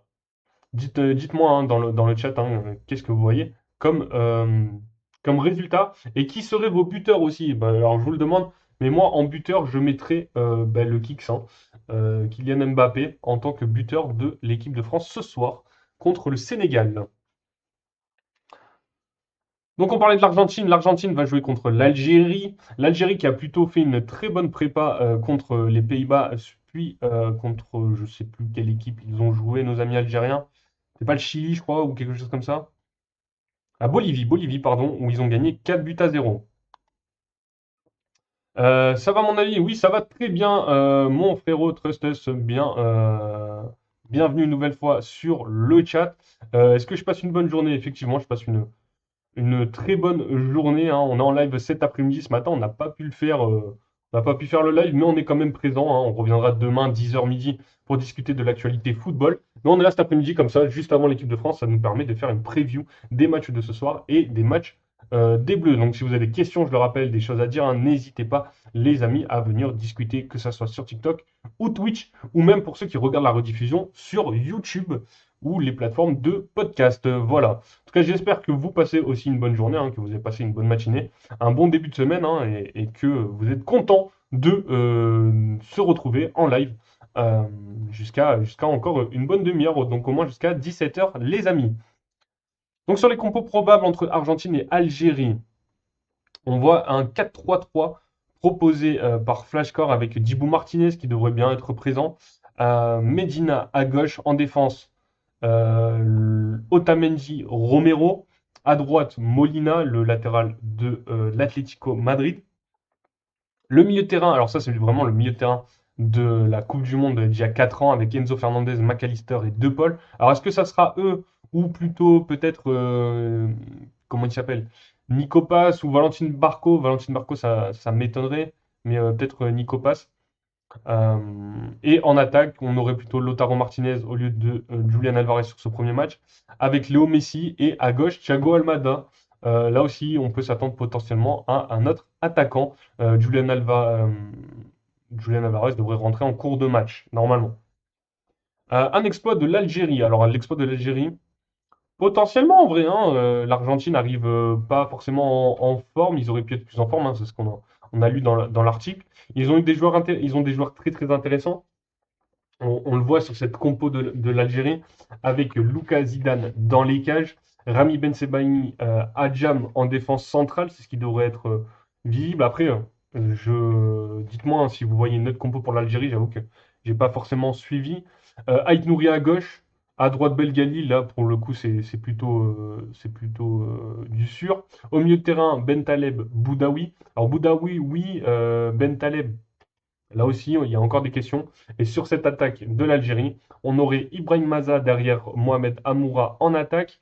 À gauche, Amin Gouiri. Et à droite, Riyad Mahrez. Algérie, c'est du 11 type sur Flashscore. Ok. Donc, euh, donc on est en train de nous dire qu'on peut faire confiance au 11 de l'Algérie sur Flashscore. Donc voilà. Après, une grande surprise, le Sénégal l'emporte 2-1. Mbappé, star de CNews. Pascal Pro va déraper. Ah, ça serait bien drôle en tout cas. Awar. Ah ouais, Awar. Awar, pourquoi pas. Après Awar, il n'a pas été de la CAN, pas sûr. Peut être intéressant à la place de Bentaleb, hein. Un milieu du coup, Awar Boudaoui, ça peut être pas mal.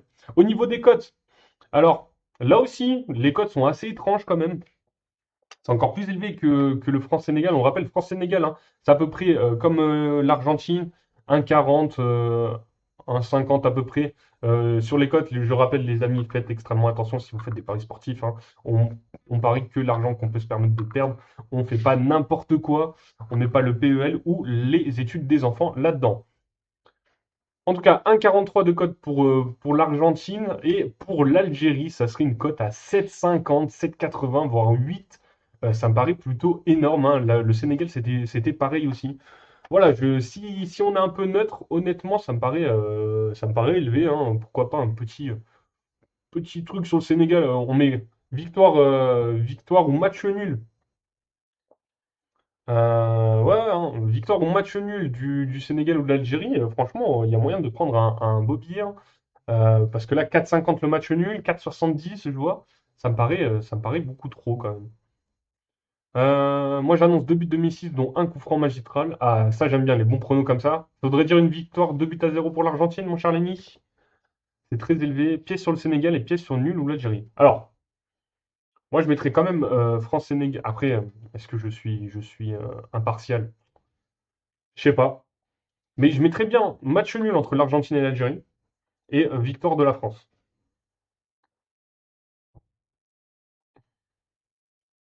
Sachant que l'Argentine, les premiers matchs de Coupe du Monde compliqués. Pas faux, c'est ce qu'on disait tout à l'heure dans l'article, hein. L'Argentine, les deux dernières Coupes du Monde, c'était match nul en 2018 et défaite contre l'Arabie Saoudite, hein, même s'ils ont été champions du monde derrière. Ça a été une défaite lors de leur entrée en Coupe du Monde. Donc voilà, intéressant, en tout cas à suivre, hein. On en parlera évidemment demain matin en live. On continue sur un autre joueur qui fait plutôt parler, même s'il ne joue pas, c'est le bon vieux Neymar. Alors, oh, c'est une vidéo de 8 minutes. Qu'est-ce qu'on nous dit? Toujours pas d'entraînement sur le terrain pour Neymar. Après l'entrée en lice décevante du Brésil dans cette Coupe du Monde face au Maroc, la situation de Neymar évolue peu à peu. Le joueur de Santos a participé à la séance en salle ce lundi avec le reste de la Seleção sans prendre part ensuite à l'entraînement sur le terrain, revivant en image le dernier entraînement des Brésiliens à New York avant leur prochain rendez-vous face à Haïti.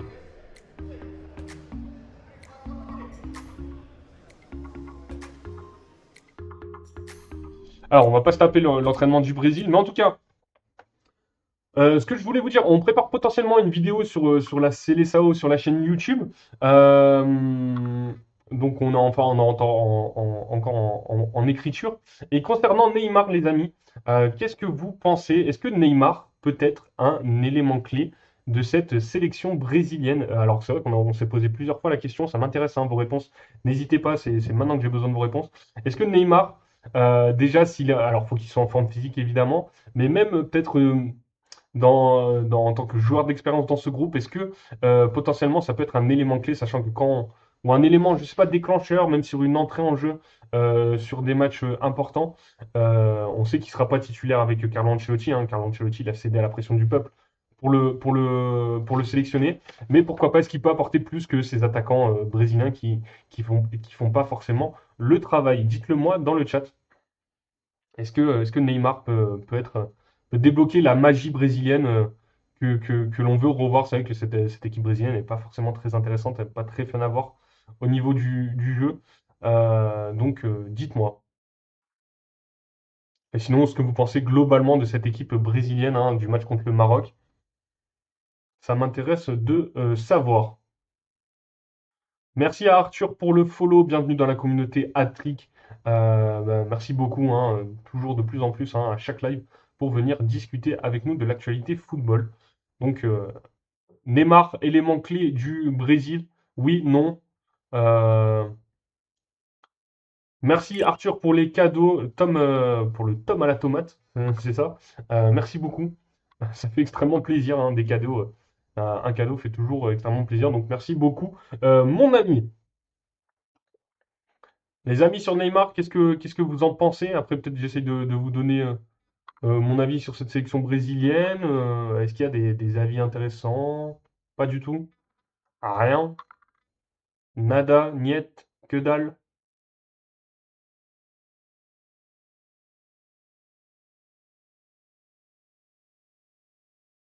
Non. Ok. Bon, c'est pas grave. En tout cas sur Neymar et la sélection brésilienne. Je vous inviterai à voir la vidéo YouTube du coup. Mais moi, en tout cas, si je peux donner un petit teaser, je pense que ça peut être un élément clés de cette sélection brésilienne pour débloquer pas mal de choses dans les têtes de certains joueurs. Voilà, les amis, hein, en tout cas c'était juste pour l'info, toujours pas d'entraînement terrain pour le Ney avec le Brésil. Là aussi, au niveau des blessures, Livramento, forfait pour la Coupe du Monde, l'Angleterre cherche un remplaçant. C'est un article de Anna Caro pour Flashcore. Coup de tonnerre chez le Three Lions. Selon les informations du Télégraphe, Tino Livramento devrait être officiellement contraint de déclarer forfait pour la Coupe du Monde à la veille de l'entrée en liste de l'Angleterre face à la Croatie mercredi soir. Pardon. Face à cette absence de dernière minute, le sélectionneur Thomas Tuchel s'active déjà pour lui trouver un remplaçant. Parmi les pistes sérieusement envisagées pour intégrer le groupe, le nom de Trevoh Chalobah revient avec insistance. Pour l'heure, la fédération anglaise n'a pas encore officiellement confirmé la nouvelle, mais l'annonce ne devrait plus tarder. Donc perte hein, pour cette équipe anglaise. Livramento, très bon joueur hein, qui a été un peu blessé toute la saison. Donc dommage pour lui. Après, Trevoh Chalobah, c'est plutôt un bon joueur. Mais c'est quand même un coup dur hein, toujours de perdre un joueur avant le début d'une compétition. Voilà, vous avez les infos. Là aussi, la belle histoire de cette Coupe du Monde, ce sera sûrement notre dernière info Coupe du Monde aujourd'hui. La famille Bindon. Alors, il y a pas mal de choses autour de cette Coupe du Monde, pas mal de choses négatives concernant la politique, aux États-Unis, tout ça, tout ce qui se passe. Mais il y a quand même des belles histoires toujours dans notre football. La famille Bindon, la mère Jenny et le fils Tyler entrent dans l'histoire de la Coupe du Monde. C'est un article de Rodrigo Coimbra pour Flashcore. L'international néo-zélandais Tyler Bindon a marqué l'histoire en devenant avec sa mère Jenny Bindon le premier duo mère-fils à figurer lors des phases finales des Coupes du Monde. Tyler Bindon a écrit une page spéciale dans l'histoire des Coupes du Monde en entrant sur le terrain avec la Nouvelle-Zélande.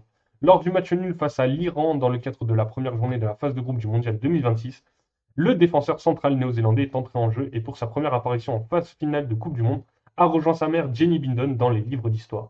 Ils forment ensemble le premier duo mère-fils à participer à une Coupe du Monde. La mère a participé aux Coupes du Monde 2007 et 2011. Jenny Bindon a représenté la sélection féminine de Nouvelle-Zélande lors des Coupes du Monde 2007 et 2011, s'imposant comme l'une des figures majeures des Football Ferns, ancienne gardienne internationale dont la carrière s'est déroulée en Nouvelle-Zélande. Elle compte plus de 75 sélections et a également participé aux Jeux Olympiques de 2008 et 2012. Merci à Tui, je ne sais pas si ça se prononce comme ça pour le follow. Bienvenue dans la communauté Hattrick. Merci mon ami. Le fils fait ses débuts en 2026. 15 ans plus tard, c'est au tour de Tyler Bindon de suivre les traces de sa mère sous le maillot des All Whites. Le jeune défenseur de Nottingham Forest a fait ses débuts en Coupe du Monde face à l'Iran lors d'un match où la Nouvelle-Zélande a failli décrocher la première victoire de son histoire en Coupe du Monde, mais a finalement procédé le nul dans les derniers instants. Tyler a été lancé par le sélectionneur Darren Baisley à la 90e plus 2, mais il a tout de même eu le temps d'écrire une belle page dans l'histoire des Coupes du Monde. Malgré la déception du résultat pour les Néo-Zélandais, la soirée restera marquée par ce record familial inédit et symbolique pour le football néo-zélandais. Bien qu'il ne se soit pas encore exprimé publiquement sur cet exploit réalisé face à l'Iran, Tyler Bindon avait déjà souligné auparavant l'importance de la famille dans son parcours. Le football a toujours eu une grande place dans ma famille avec ma mère qui jouait pour la Nouvelle-Zélande. Quand j'étais enfant, a déclaré le défenseur central, ajoutant être toujours reconnaissant de pouvoir représenter toute sa famille. Bah, c'est une belle histoire en tout cas qui s'est écrite hier soir. Alors évidemment, ça parle pas forcément à tout le monde parce que ça soit chez les masculins ou les féminins ou les féminines pardon, la Nouvelle-Zélande c'est pas une très très grande nation de football, mais voilà avec euh, comment dire l'élargissement, l'impact grandissant du football féminin dans le monde, eh ben on va avoir de plus en plus de choses comme ça. Et un jour, on aura des joueuses et joueurs référencés qui formeront pareil ce duo mère-fille ou mère-fils ou mère-fille, hein. On verra évidemment ce qu'il en venait, mais je trouvais que c'était plutôt une belle histoire et je souhaitais la partager avec vous. Voilà pour ces infos. Coupe du Monde, les amis, on va continuer.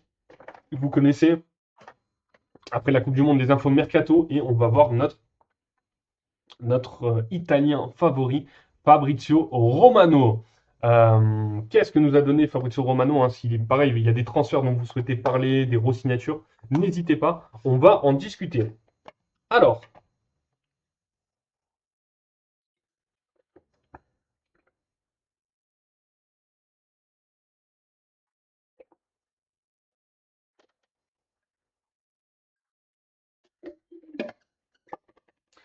alors, qu'est-ce que nous a dit ce bon vieux Fabrizio? Alors, Trevoh Chalobah replaces Tino Livramento in the England squad. Donc, on l'a dit, hein, Trevoh Chalobah devrait remplacer Tino Livramento dans la sélection anglaise. Hum, hum, hum, hum, hum.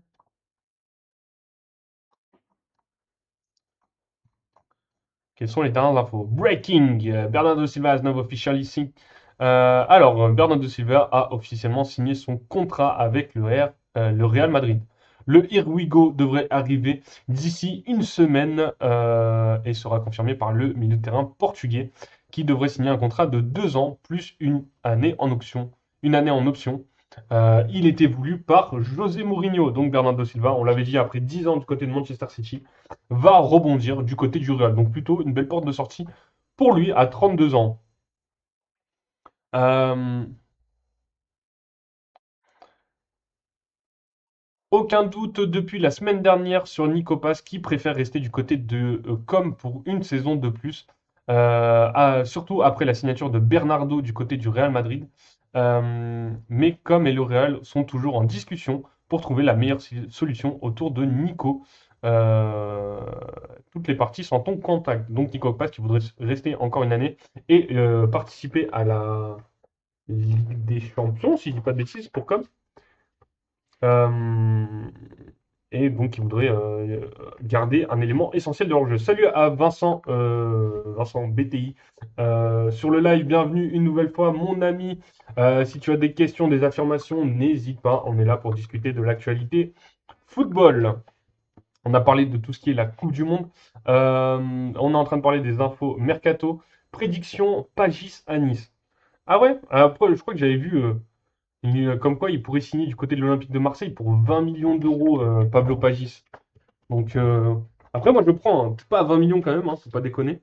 Mais Pablo Pagis, c'est un top joueur quand même, hein, très fin techniquement. Un peu comme son père, hein. Euh, donc pourquoi pas. Après, ça dépend le prix. Qu'est-ce qu'on disait aussi?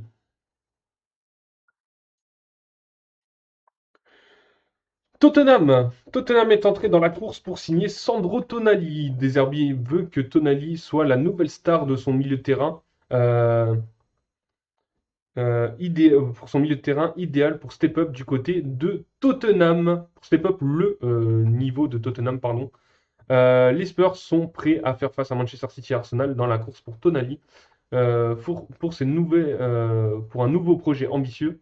Euh, alors, Newcastle, hein, on le rappelle, hein, Newcastle est plutôt, comment dire, réfractaire, je ne sais pas si c'est le bon mot utilisé, pour que Tonali rejoigne directement un concurrent de Première Ligue. Donc c'est pour ça qu'ils essayent de lui trouver une porte de sortie.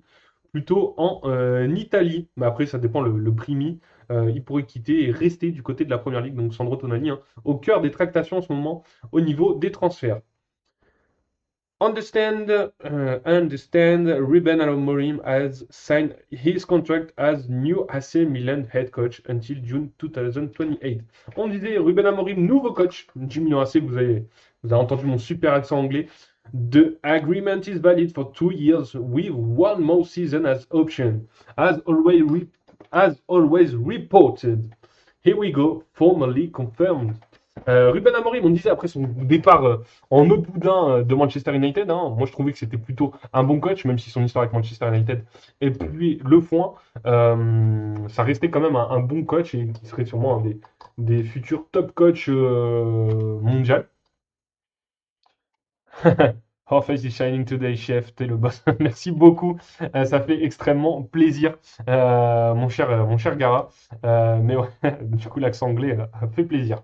Euh, donc du coup, ce que je disais ouais, sur Ruben Amorim, qui est plutôt un bon coach, hein. On va voir ce que ça va donner du côté du Milan AC après le départ de Massimiliano Allegri. Pourquoi pas, franchement, je suis intrigué de, intrigué de voir ce qui va se passer pour les deux parties. C'est pour la France dans la Coupe du Monde. Évidemment que je suis pour la France, les amis, vous voyez. Le petit maillot est de sortie pour ce soir, je suis prêt. Évidemment, j'espère que l'équipe de France ira loin. J'y crois aussi, hormis d'être un supporter, j'y crois à cette équipe de France qui peut aller chercher cette troisième étoile. C'est peut-être pas le cas de tout le monde, mais j'y crois beaucoup. Est-ce qu'il y en a d'autres dans le chat qui sont plutôt pour une autre équipe, hein? J'imagine on fait un live en français. Il y a le Sénégal ce soir, évidemment. Merci, merci pour l'info, en tout cas, mon frérot.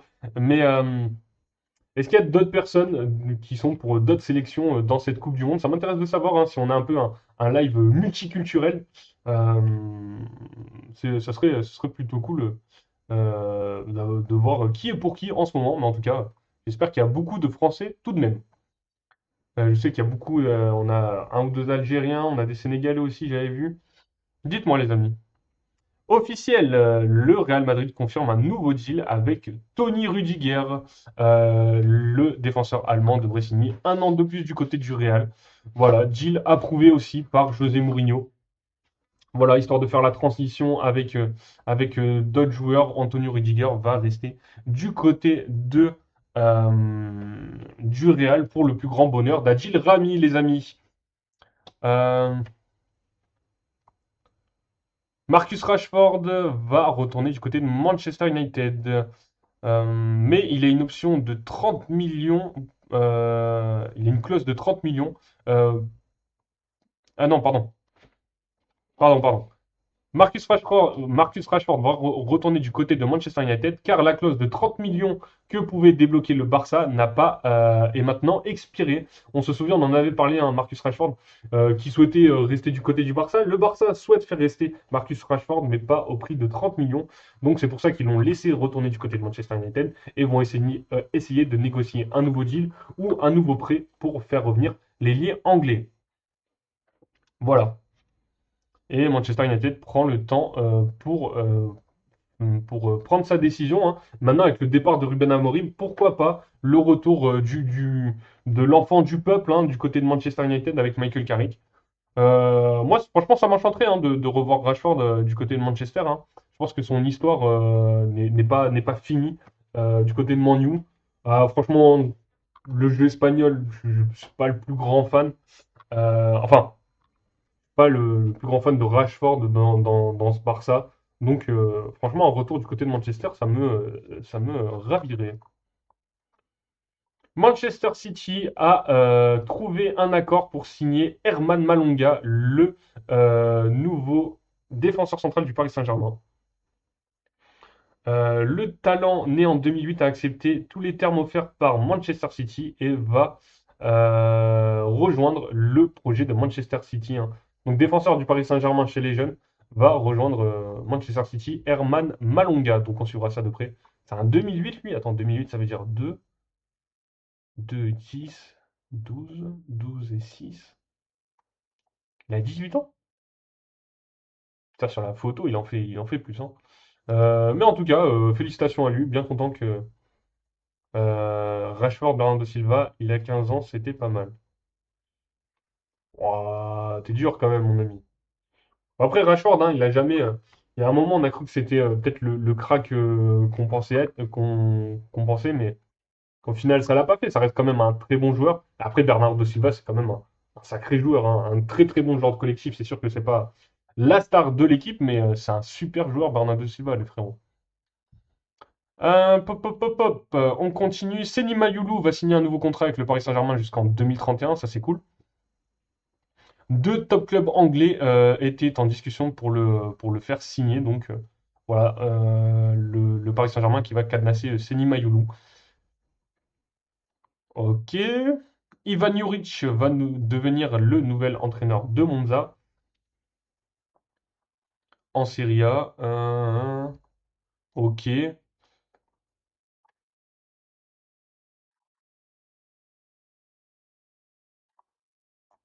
Ok, je pense qu'il n'y a pas forcément beaucoup d'autres infos.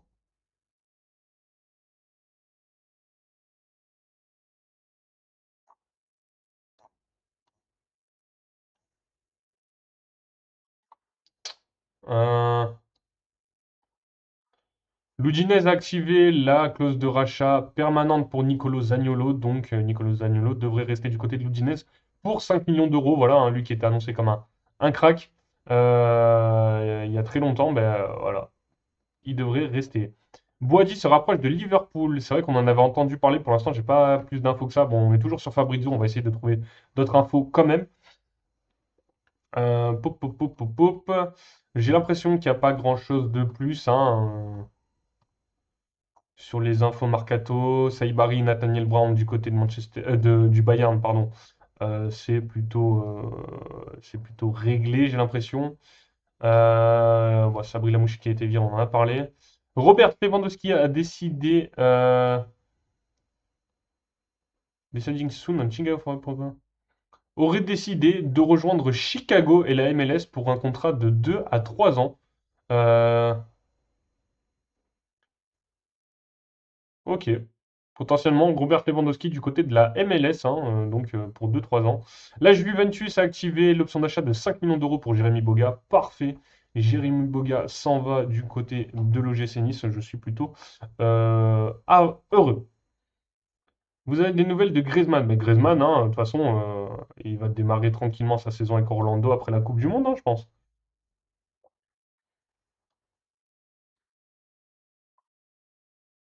Jusqu'au Guardiol va signer un nouveau contrat avec Manchester City, donc on en parlait.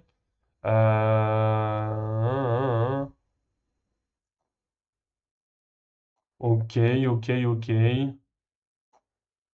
Sinon, au niveau des infos, voilà, je pense qu'on est plutôt pas mal. Marco Kurela qui a signé du côté du Real, on le rappelle. Non, on est plutôt pas mal, les amis. Oui, on va aller sur ces infos. Il nous reste combien de temps? Il est quelle heure? 53, il nous reste à peu près une dizaine de minutes. Liverpool reste déterminé à recruter Yann Diomandé. Yann Diomandé a fait ses débuts en Coupe du Monde dimanche et Liverpool reste déterminé à le faire venir selon des sources. On estime que la situation s'éternise, plus la crainte grandit ensuite que le Paris Saint-Germain ne fasse une offre. Mais Liverpool garde le cap sur le joueur et les informations actuelles indiquent qu'il reste la priorité alors que le club cherche à recruter un ailier.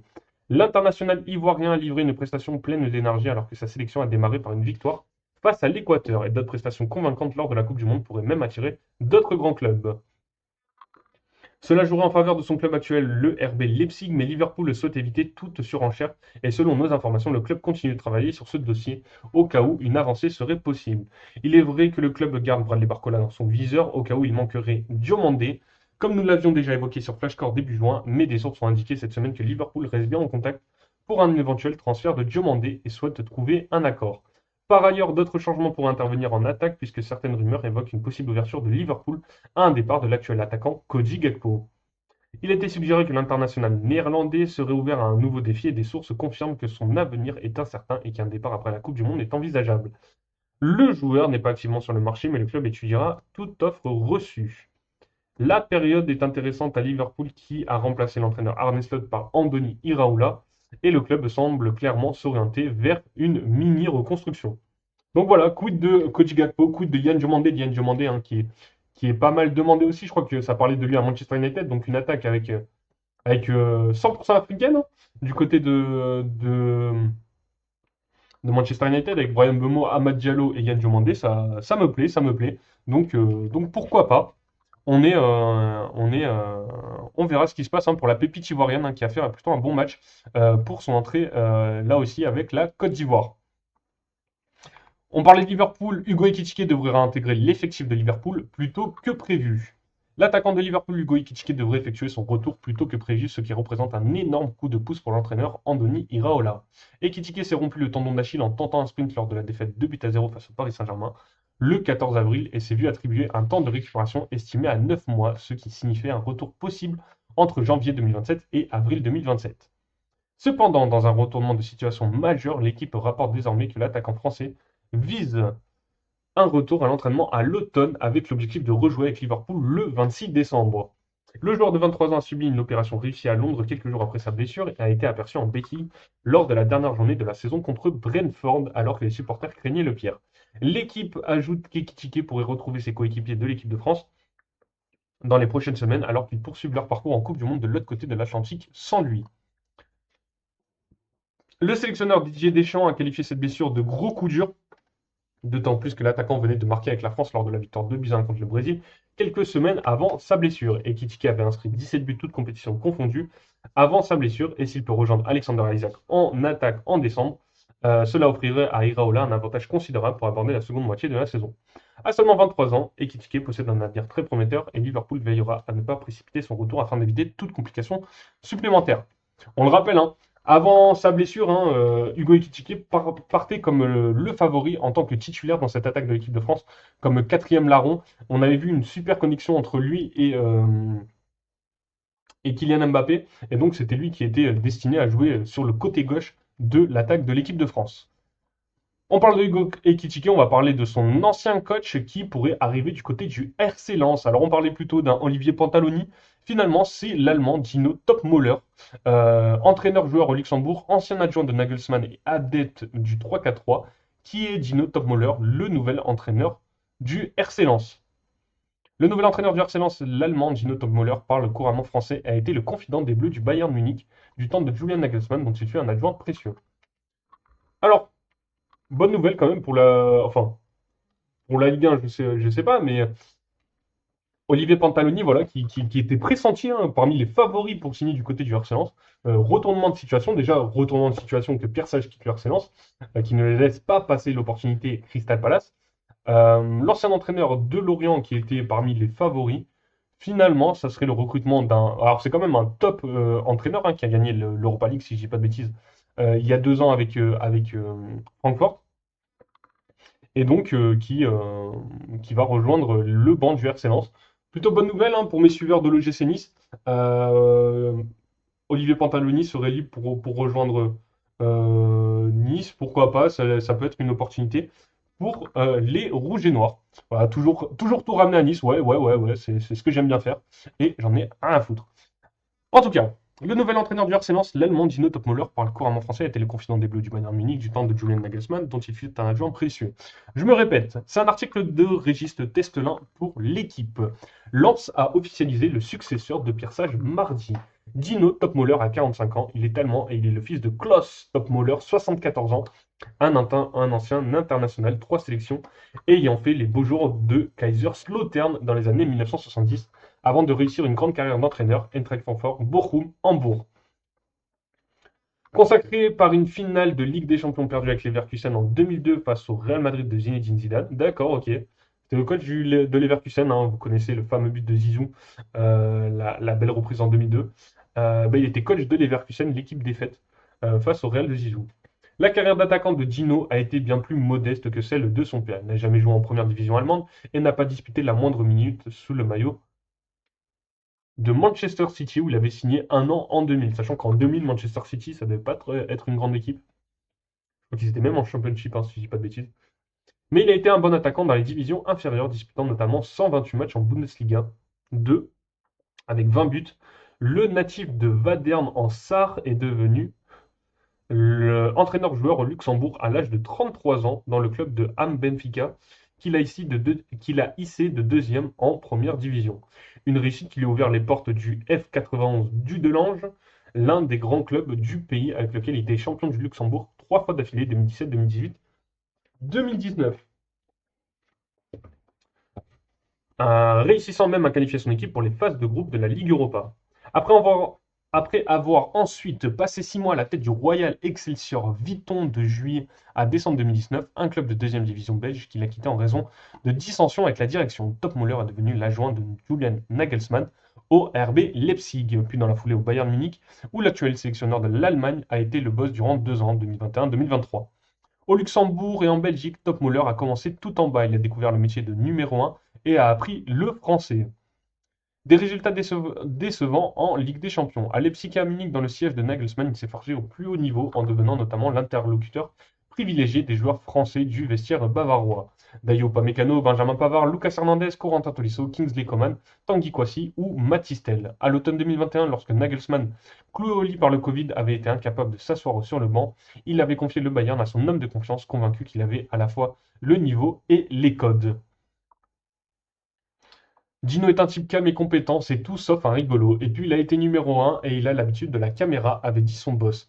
Démis de ses fonctions au Bayern en mars 2023 en même temps que Nagelsmann, il a obtenu son premier gros poste 3 mois plus tard à l'Eintracht Francfort, là même où était passé son père.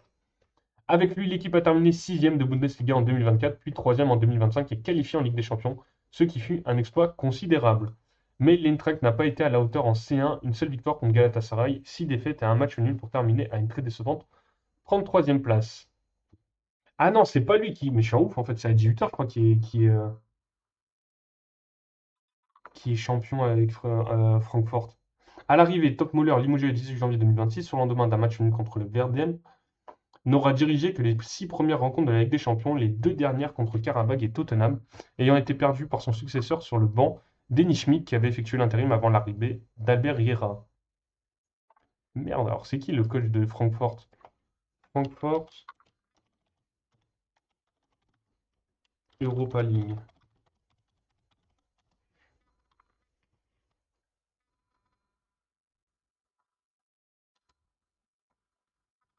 Putain, je dis de la merde alors.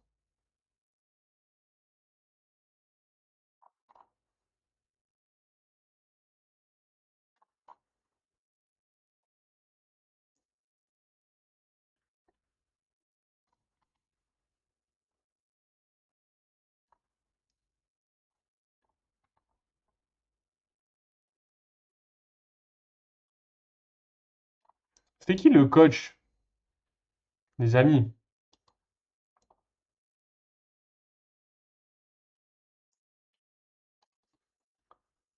Francfort 2021-2022.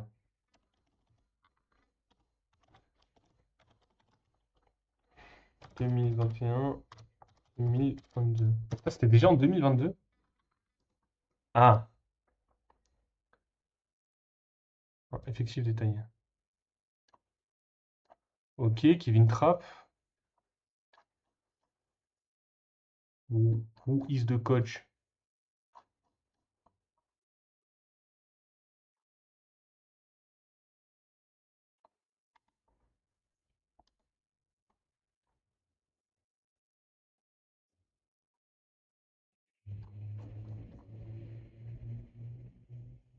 Marcus Murer. Ah, il y avait Ah, c'est à 18h. Non.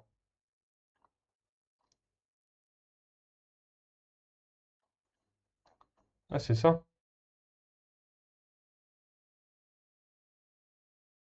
Ok, c'est. Ok, ok, ok, ok. Hum. Attendez, mais je suis fou. Je suis fou.